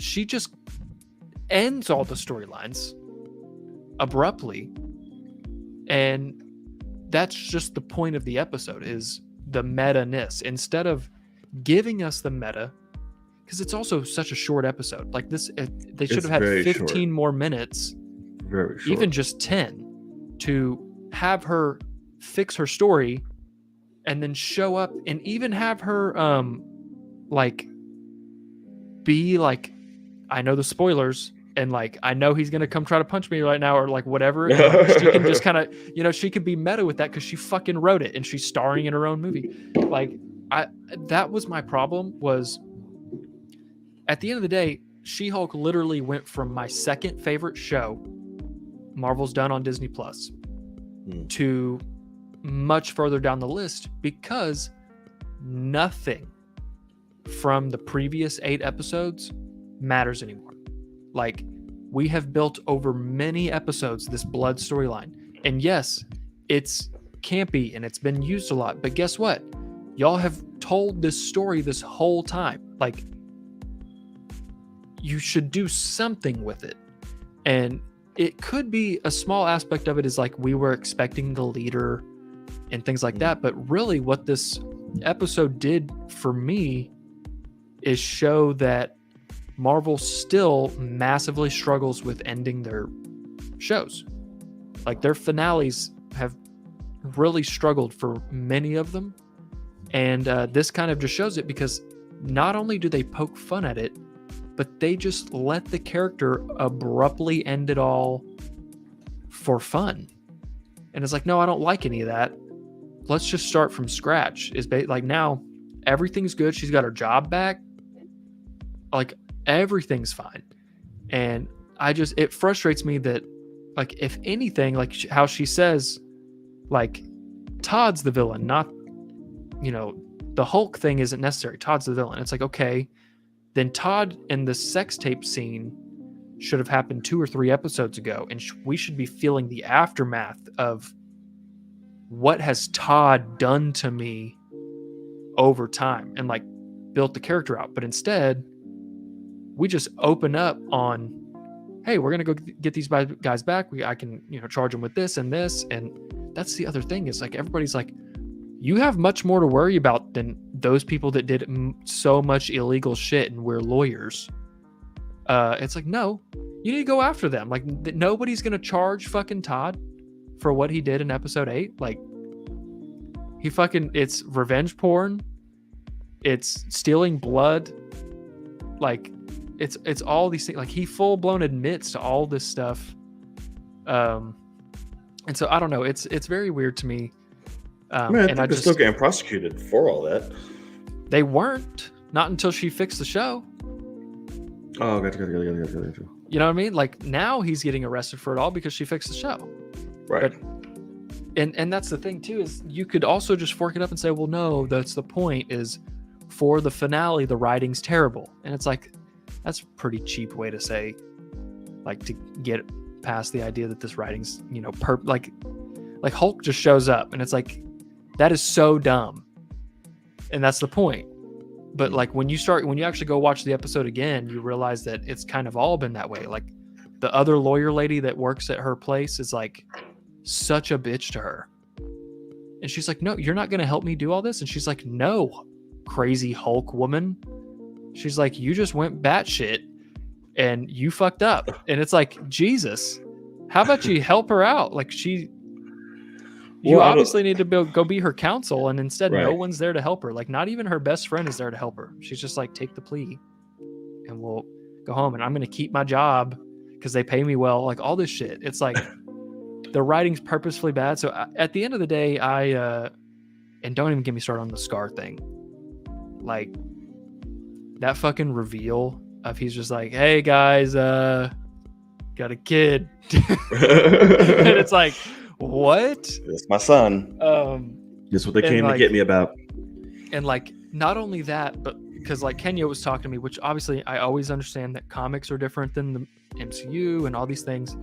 But like he was telling me about who Scar is in the comics. And it's literally when Hulk was only Hulk on Sakaar, he gets with the baddest warrior woman and they make Scar. And Scar cannot transform back to a human form. Right. He's just a Hulk. And he's absolutely like the epitome of like a warrior and like terrifying. And in this episode, not only do we have the absolute bullshit reveal of like, hey, here's my son, Scar, but Scar is like a timid, self-conscious Hispanic Hulk with a booty haircut. And I'm like, what? For now. Yeah. But what do you mean for now? Like, he just showed up to the Fast and Furious like fucking dinner and is like, hey guys, I'm scared of being here. Right. For now, or like I said, he will be a problem down the line. But that's not the point. The point is that he was on Sakaar and had to grow up fighting for his life this whole time. And now he's just timid. Like those are the most crazy motherfuckers, the one that don't say shit and then fucking that's just not snap. True. No, that you can't give a fucking Hulk the school shooter mentality. He's a fucking Hulk. Like obviously, like the guy that like never opens his backpack all the way and also screams at people in the hallway. Yeah, you're scared of that kid, but not because he's a Hulk. It's because he might have a gun. Like, and he is a walking gun. Like this timid ass motherfucker. Don't say the wrong shit. He might fucking snap. I'm just saying, based off a reveal, I'm not gonna go crazy right now. I'm thinking, that's what I mean. Scar for a reason. I'm sure there's gonna be a problem down the road. And yes, I said a problem for now, Kenya.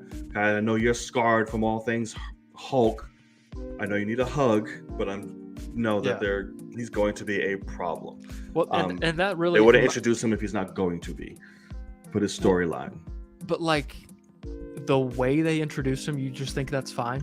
Oh, I'm not justifying that. I'm just saying, listen, he's going to be a problem though. So But that's also the problem is, like, I'm trying to think of like, it's like in 2 years if you bring Ned from the Spider-Man movies back and he's a full-blown sorcerer and he's like a badass, and I'm gonna be like, hold on, that's not this character, that's not what I've been introduced as. That might be Abomination. And right.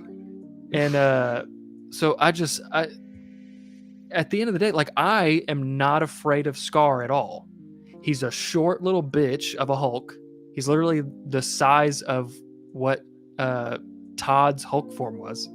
Like, he is tiny and not that swole and scared. of his smart Hulk dad, who is very small compared to what he used to be. And so it's like, what is this character? Like, that does not look like someone who had to fight to survive on a planet of warriors for years. Like, because he looks like 16. Maybe he's reformed. God damn, man. You really are like, you're going to be that MCU fucking, just eat that shit up. No, I'm just listening. I'm just saying, just by a look, that doesn't mean they're not a certain particular way. I don't care about fucking Scar either goddamn way. But I'm just saying, he's going to be a problem later. I thought you cared about him. He's going to be a massive. No, I know who he is. I'm later. not saying I don't just know who he is. I mean, I give a shit about him. I'm just saying I'm sure he's going to be a problem because based on who he is, well, they wouldn't just bring Scar in just to be like, hey. Well, that's hey, the problem. Is like, why bring him in now? Like, they should have just not done it. No, I agree. I think they should just save that for the planet, whatever the fuck, or world, whatever the fuck they want to go about it and call it. I think they should have done that now. I think that's, like I said, that's what the movie will be. It'll start off with him going to Sakaar. We'll see his time there, and then we'll pick up after. You do realize that he more than likely is not going to have his own movie, and this is just in Captain America 4. What, Planet Hulk? Correct. Like, they're bringing Captain America, Thunderbolt Ross, the leader, and Bruce Banner are all confirmed for that movie. Like, Bruce Banner's confirmed for. Mark Ruffalo's in that movie, yeah. Oh shit. Well, listen, they carried through multiple shit before. I would hope they give him the whole Planet shit movie. Anthony Mackie also gets fucking sidelined in his own movie because he's got all these characters that can snap him in half. So we'll see how that goes too. So that's my whole thing is like, I really like She-Hulk legitimately has been an A to an A+ for me this whole time. And while similar to what you're talking about with Halloween Kills, the idea is phenomenal. Like, I love it. I just think that she should have said, like, she should have looked at the cameraman like, no, what do you guys want? And she's like, oh, and like starts talking to the Kevin robot and be like, I got some ideas, and fade out. And then we get to see what she wrote, and it would be fucking awesome and badass and like all these things. But it really does feel like the VFX team had to move on, and we couldn't figure out a way to write this any better. So she just ends it all. All 3 storylines are ended. Kick Hulk out. We don't need him. Oh, but we need to introduce. No, we'll wait. And like all these things, and it's like, it's just all rushed. And I don't know, man. It's an interesting thing. It ruined like, I don't want to watch any of it anymore. Like, now I just want to watch the first episode because it has nothing to do with any of the storyline, and it's just them kind of hanging out and learning each other and whatever. So I don't know. I guess I'm sad about that, and like that's why I'm more frustrated than I should be, because I loved it so much, and just once again they have struggled with finales. Like, I don't know. It's interesting. I like it. I can see where you're going with. I still think, yes, Hulk will get his own shit. I can only hope that's where Scar will get the full crazy ass mode or whatever the fuck. They'll be like, oh, this is how people treat you and Hulks and yada yada. This world doesn't deserve to, whatever the fuck direction they want to go. And I liked it. I liked the way she did it. How she, even though she did just cut up the stories, but they had an ending to them, at least with Todd. Like, yeah, he's still getting thrown in jail for being. Oh, did he freeze something for everybody else?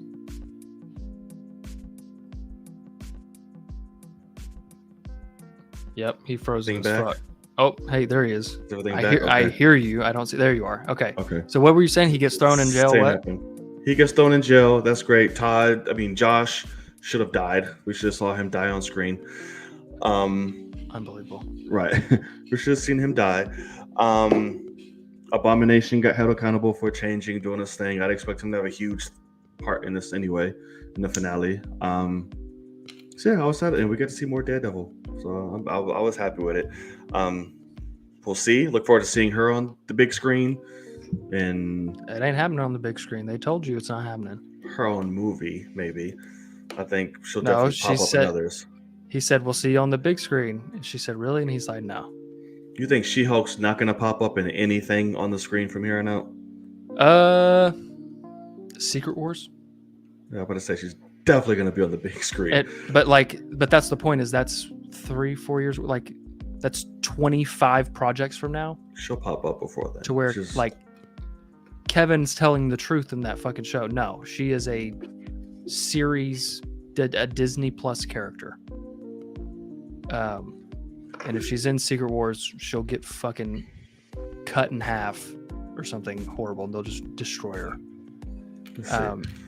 But like what you were saying though, everything with Tatiana Maslany is great. Like her sitting there talking to Kevin and all that kind of stuff, it's phenomenal. Like I still just love the character. I just, at the end of the day, it's like, I guess it's kind of the whole series. It's, hey, you marketed this to me and you literally just made it a point to go meta and reverse it all and not give me anything to replace it, I guess is my problem. So like, why is Todd getting arrested at the end? We don't know, because he had no warrant out for his arrest before this meeting. He's sitting there still putting shit on. Everything's fine. Like, it's kind of muddy in that way. Like, she's just like, oh, rewrite it. Like, why is he not in trouble? Yeah, he'll get arrested and, whatever. And I don't know. Like Abomination, he needs to, what is it? What'd she say? Be held accountable. Right. For just turning into the Abomination, which was just on the poor writers of episode 9. Like, it doesn't make any sense. Like, he didn't do anything else in the actual season to account for that. Like, it was just like the way I got it, the meta-ness that I got was like, literally the writers were like, oh no, this was our episode to like throw everything on its head and be crazy. And it's like, yeah, so why is he in trouble? Like, I thought you just reversed that to where he wasn't going to the KKK meeting and talking to people. Like, because that's kind of the point of that, like, so I don't know. It's muddy in that way to where all of a sudden it's like, well, we need Abomination with Wong and we need this and that. We need to end this and whatever. It's like, you could have done that in such a different way. So it's similar to the Loki finale, where I love Loki's my favorite MCU show. And I love the finale for what it does, but it is not rewatchable at all. Like, it's just them talking, and it's just meant to set up other things. And I get that, and I understand that, like, once Ant-Man and the Wasp: Quantumania comes out, it will be looked at very differently. But until then, it's a really shitty finale in most other ways. Like, just the way it is. Besides the stuff with him and Sylvie, which is like tiny, but they do get to continue their story a little bit. But yeah, so I guess I'm just frustrated because even like the WandaVision finale has great stuff, but you watch that finale and it's like they weren't sure what they were doing. Like, you just get that vibe, and you get that for so many, Captain America, or Falcon the Winter Soldier, all that. Like, so many of them have that vibe, and you're like, how is this still a problem? Like, don't start shooting episode 1 until you have fucking the finale figured out. Like, what's the point of the show? Start there. Work your way back. Like, if you're gonna have a monstrous franchise where everything connects, take it serious. I don't know. Understandable. I will say that. And yes, nobody likes mid anything, Kenya. It's just, well, I'm going to complain about everything. You don't get tired about complaining about every single thing? Complain about a lot. So it's like, I'm just tired of complaining about things. And it's not even that. It's just like, unless something is dog shit, I see value in things. That's just how it is. Unless it's dog shit. But yeah. But like, the Scar reveals dog shit. Agreed, but he can be a problem down the road. What's the problem with that? That's the thing. Like, why come sit up here and complain? Why? It's Okay, like, well then let's go back to the it's 30 like- minutes you wasted in where we the- lost all our viewers on Halloween Ends. Fucking Lost all spoiler our review. viewers. I mean, you went through the whole goddamn movie and it's dog shit, and at the end you hate it, and it's like, How why can did we I- go through it? Like, Okay, let me put it this way. Well, see, again, that's dog shit. That's different. So it's like, okay, what? how can I put this to make sense? Okay. Right. I mean, Kenya and When I I both see have a- complaints with reason. Like, With reason. Half of Kenya's shit is not reason. well, no, but what he's saying here is not wrong either. Like, No, that's fine. Sure. I'll give him sure. This is an instance where he makes sense. Sure. But it's like, why am I just going to be constantly mad about a formula that we kind of know? When this situation with they just called it Scar, it's just like, right. So now see what the fuck happens. So now they know they're aware of it. You get this shitty ass reveal. See what the hell happens. okay, sure. And, Well, and that's it. Okay. Complaining. So where does this rank for you? Where's this show rank? So Falcon and Winter Soldier's number one, I right? haven't thought about that, honestly, yet. Like, not better than Moon Knight, I wouldn't think. It's tough. I think it's really tough. I hate ranking shit, by the way. Like, I fucking despise it. But it's interesting to think about since there's still a low number of shows. It's really tough. Yeah, I don't know. Shit, I'll figure it out and I'll post it. That's Let it be known. I think that's why I'm frustrated because it was literally like I was like, all they have to do is give me a generic finale with her being charismatic, figure out where the blood thing's going, and end it with her, bringing justice to people. And I'm like, holy shit, this is my second favorite MCU show.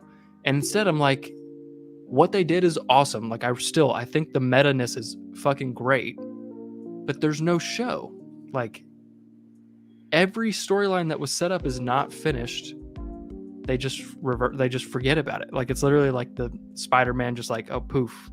Like, I don't know. It's weird. It's an interesting idea. And then you do have one thing that Kenya said at the beginning. So every time, like, I hope she's not in Secret Wars or Kang Dynasty because she can just jump through the screen and go talk to Kevin and fix everything every time. Like, it's a multiverse thing where, like, oh no, fucking reverse Uno card. Like, I'm sure they'll do some aspects of that because like, she's Deadpool. Those two motherfuckers gonna be breaking fourth walls all over the goddamn place.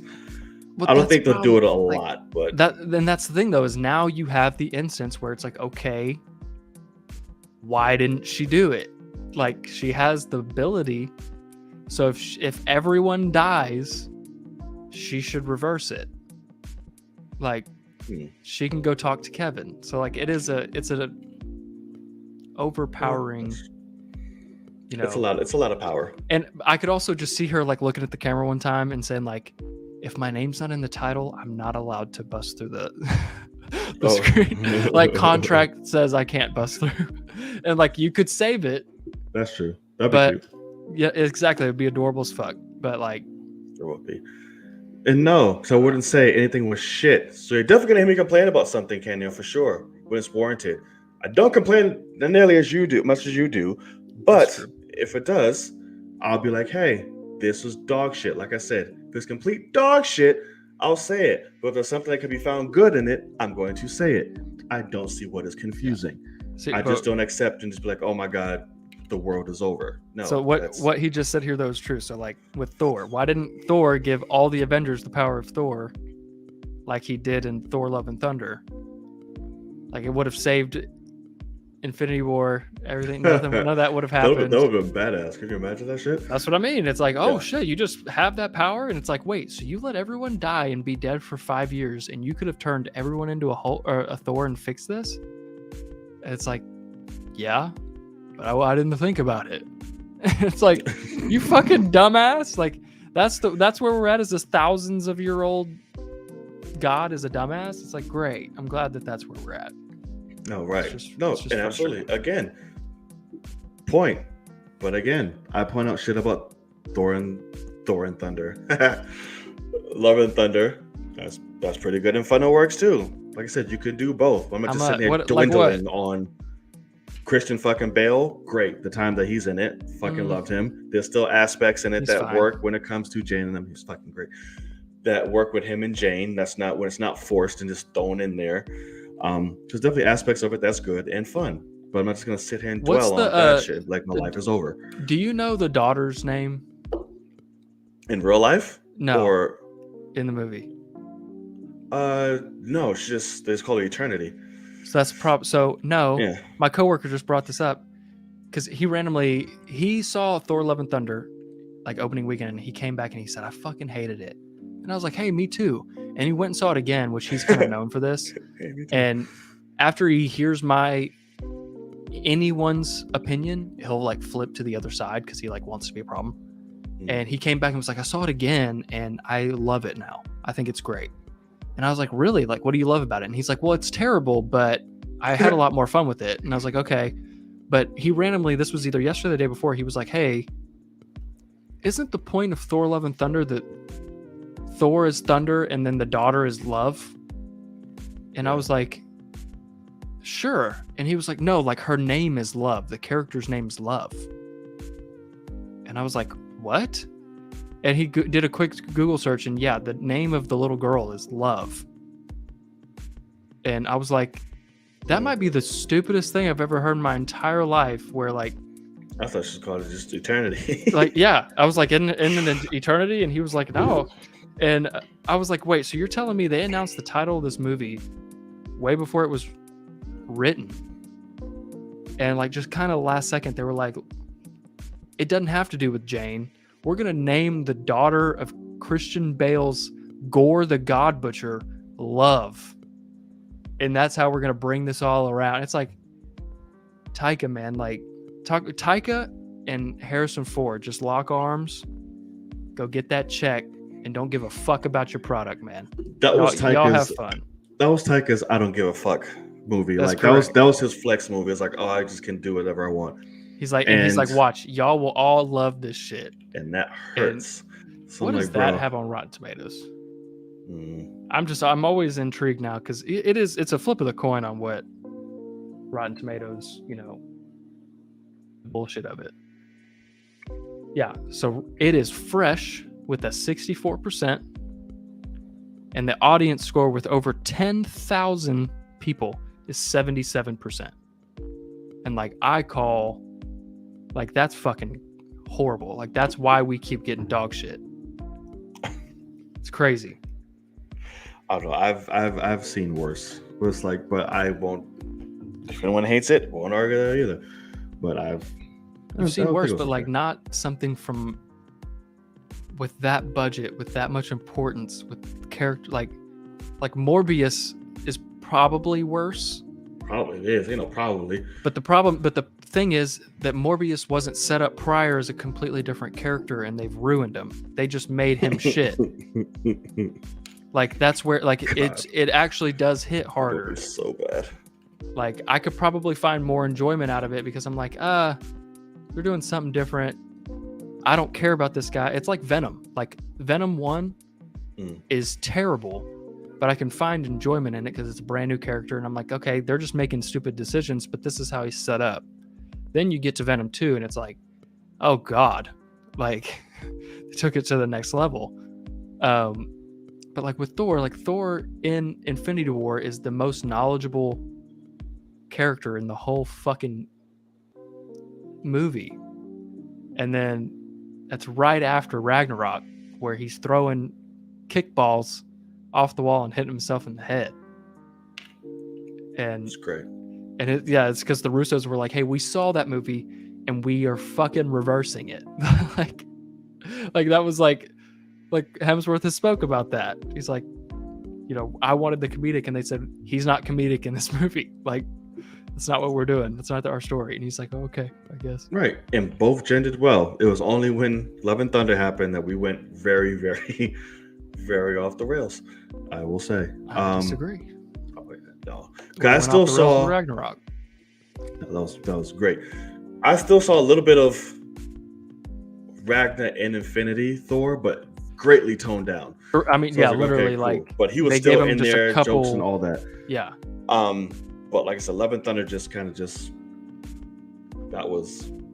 was no progression to him whatsoever until the end, and now he has a kid. But that was it. Literally, two of our main Avengers now just show up with a kid. That's where Phase 4 is at.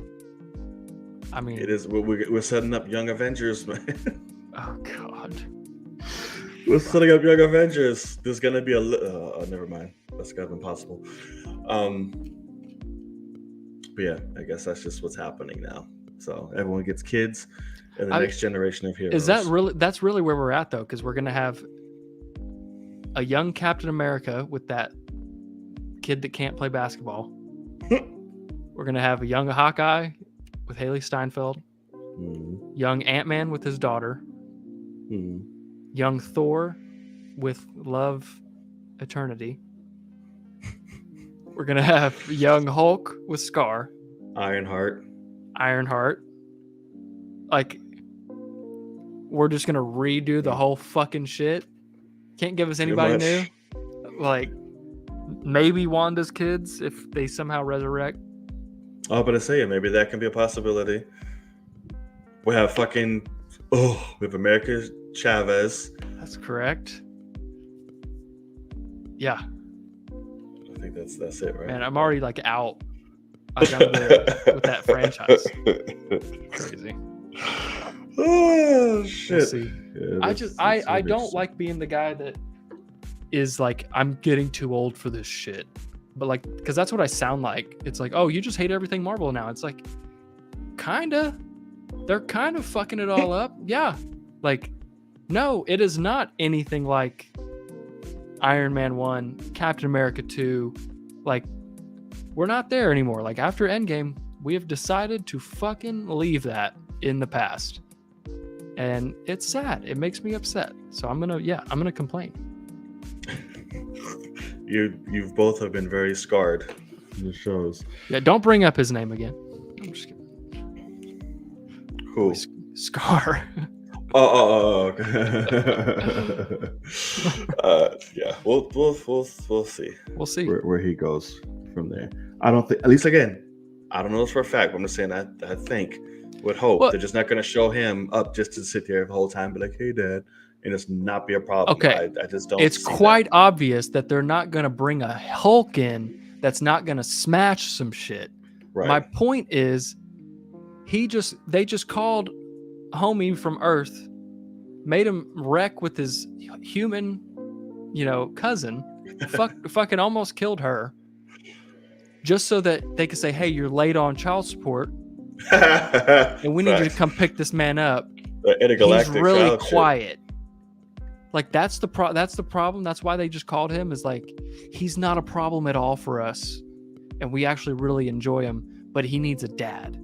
Come get him and take him to Earth. And it's like, what? How long was it since he left to Sakaar until the finale? Do we know how long that was? I would say it's not more than a month.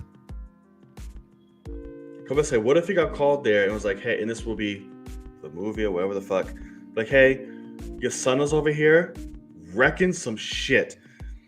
He needs his father."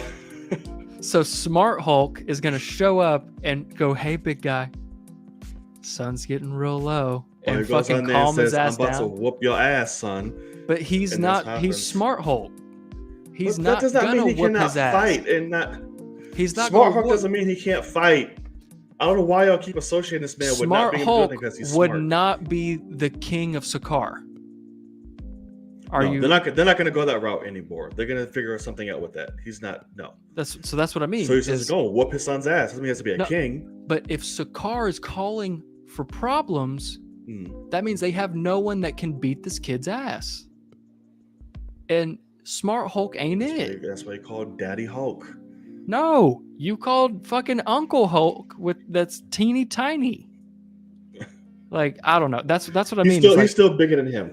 Like, he is still bigger than him, and that's what also doesn't make any fucking sense to me, man. Because like, what? How tall was this woman that Hulk somehow had sex with? Because did he kill her during? Like, I don't know, man. It's See, and then I'm not about that. Like, I see what you're saying, but I'm not. Yeah. I'm not on that train of like, just because he's assigned, like he can smash things, like. Yeah, but I'm saying we're just nitpicking shit. He can still fight. Just because he's a scientist doesn't mean he can't fight. But I'm just saying he's still the fucking Hulk, regardless of where his glasses, whether he does somebody's taxes. Hulk. He's the fucking Hulk. He's just smarter. He's still the fucking Hulk. Okay, so Hulk in Avengers 1 versus Smart Hulk. Who wins in a fight? To me, Smart Hulk. Because no prep time. Because I'll tell you, this doesn't matter about prep time. This is straight. I'm just saying because this regular Hulk is just a brooding ass fucker who just runs around and smashes shit. No intelligence whatsoever. Smart Hulk will go into this shit like, hey, big guy. Like, that's what I mean. Oh, that's the thing. Like, hey, there's another way you can fucking do this. And Hulk is just like, yeah, I'm gonna punch you in the face. And he feels like, okay, this shit hurts. There's no more reasoning. I'm taking my glasses off and I'm gonna fuck your shit up. And because I'm smart, I'm gonna do other ways I can fuck your shit up on top of just punch you in the goddamn face. See, but so let's do this. Is this before or after the actual Hulk grabs Smart Hulk and throws him into the atmosphere where he bursts into flames? Because there's no fucking way that the other Hulk, Smart Hulk's like, hey, big guy, and just fucking dead. Like, because he's speedy fucking quick and will absolutely just run straight through him. Like, that's the thing. So all these things still require this man. He's just smarter. I'm just confused on. He's just not rageful, but he's still fucking.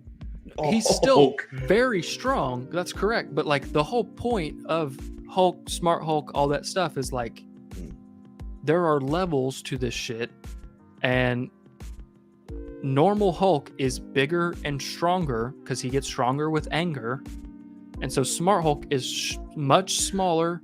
Which I don't think in the MCU we've had. What the fuck is this? Oh, that aspect of him getting stronger as he gets angrier. Because I see like, and I wish they would have showed that because I don't think that was a thing with him. I just think he's just fucking Hulk. Because even when he just gets crazy and angry, like the Chitauri fucked him up, shoot him all at once, he's just bleeding and fucked up. Like, oh my god. So I don't think sadly he wasn't angry. We had the aspect of him. So I'm just like, okay. So, and if that is a thing, they didn't showcase that. I would have liked them to. They only did that in that shitty ass Hulk movie. The Ang Lee one. The Ang Lee one. Literally would just get bigger every time he gets mad. Yeah, that's correct. Stupid. Yeah. But which that's comic accurate technically. Yeah, I mean, that movie's just not great, obviously. Yeah, but that movie's shit. That movie is shit. But all right. I'm gonna get out of here. I digress. Before I perish. 3 packages, 1 white bag of TOAs, and 1 banner. That doesn't sound too bad, but how big are these fucking packages? I know. Can you carry all that up with one? I'm gonna Hulk the fuck out on it and just go. I was about to say bring your bed sheet, throw it all in a bed sheet, tie it up, throw it over your shoulder, and you can make it in one trip. I guess we'll see. I'm just saying. All right. Thank you for joining us on the latest episode of the Film Cave, episode number 92. It's been fun. Thank you so much. Good Logan. Good Sir Logan. That's me. I'm going to say good Sir Logan. Let the people know where they can find. Why is your color on your webcam? Did you see it for a second? It does that. See? You put your hands up and the color went like it changes. Yeah. I'll tell you, it changes. I don't know what the fuck. But yes, people can find me right here, Logan_Swish on the Twitters. You can find me on YouTubes and Patrons, Logan Swish. And yeah, we are now done with She-Hulk. We still have Andor, which We are. If you were going to get into Andor, the previous episode is, I mean, it's pretty fucking great because we were building up to this mission and we finally got it and it was awesome. But I'm intrigued to see where we go from here because we're now exactly halfway through and we've kind of like ended this storyline and it seems like we're going to start a new one. So we'll see what happens. And then, yeah, we don't have any, Disney Plus stuff for a while. So I'll have to figure out what I'm going to react to next. We will see.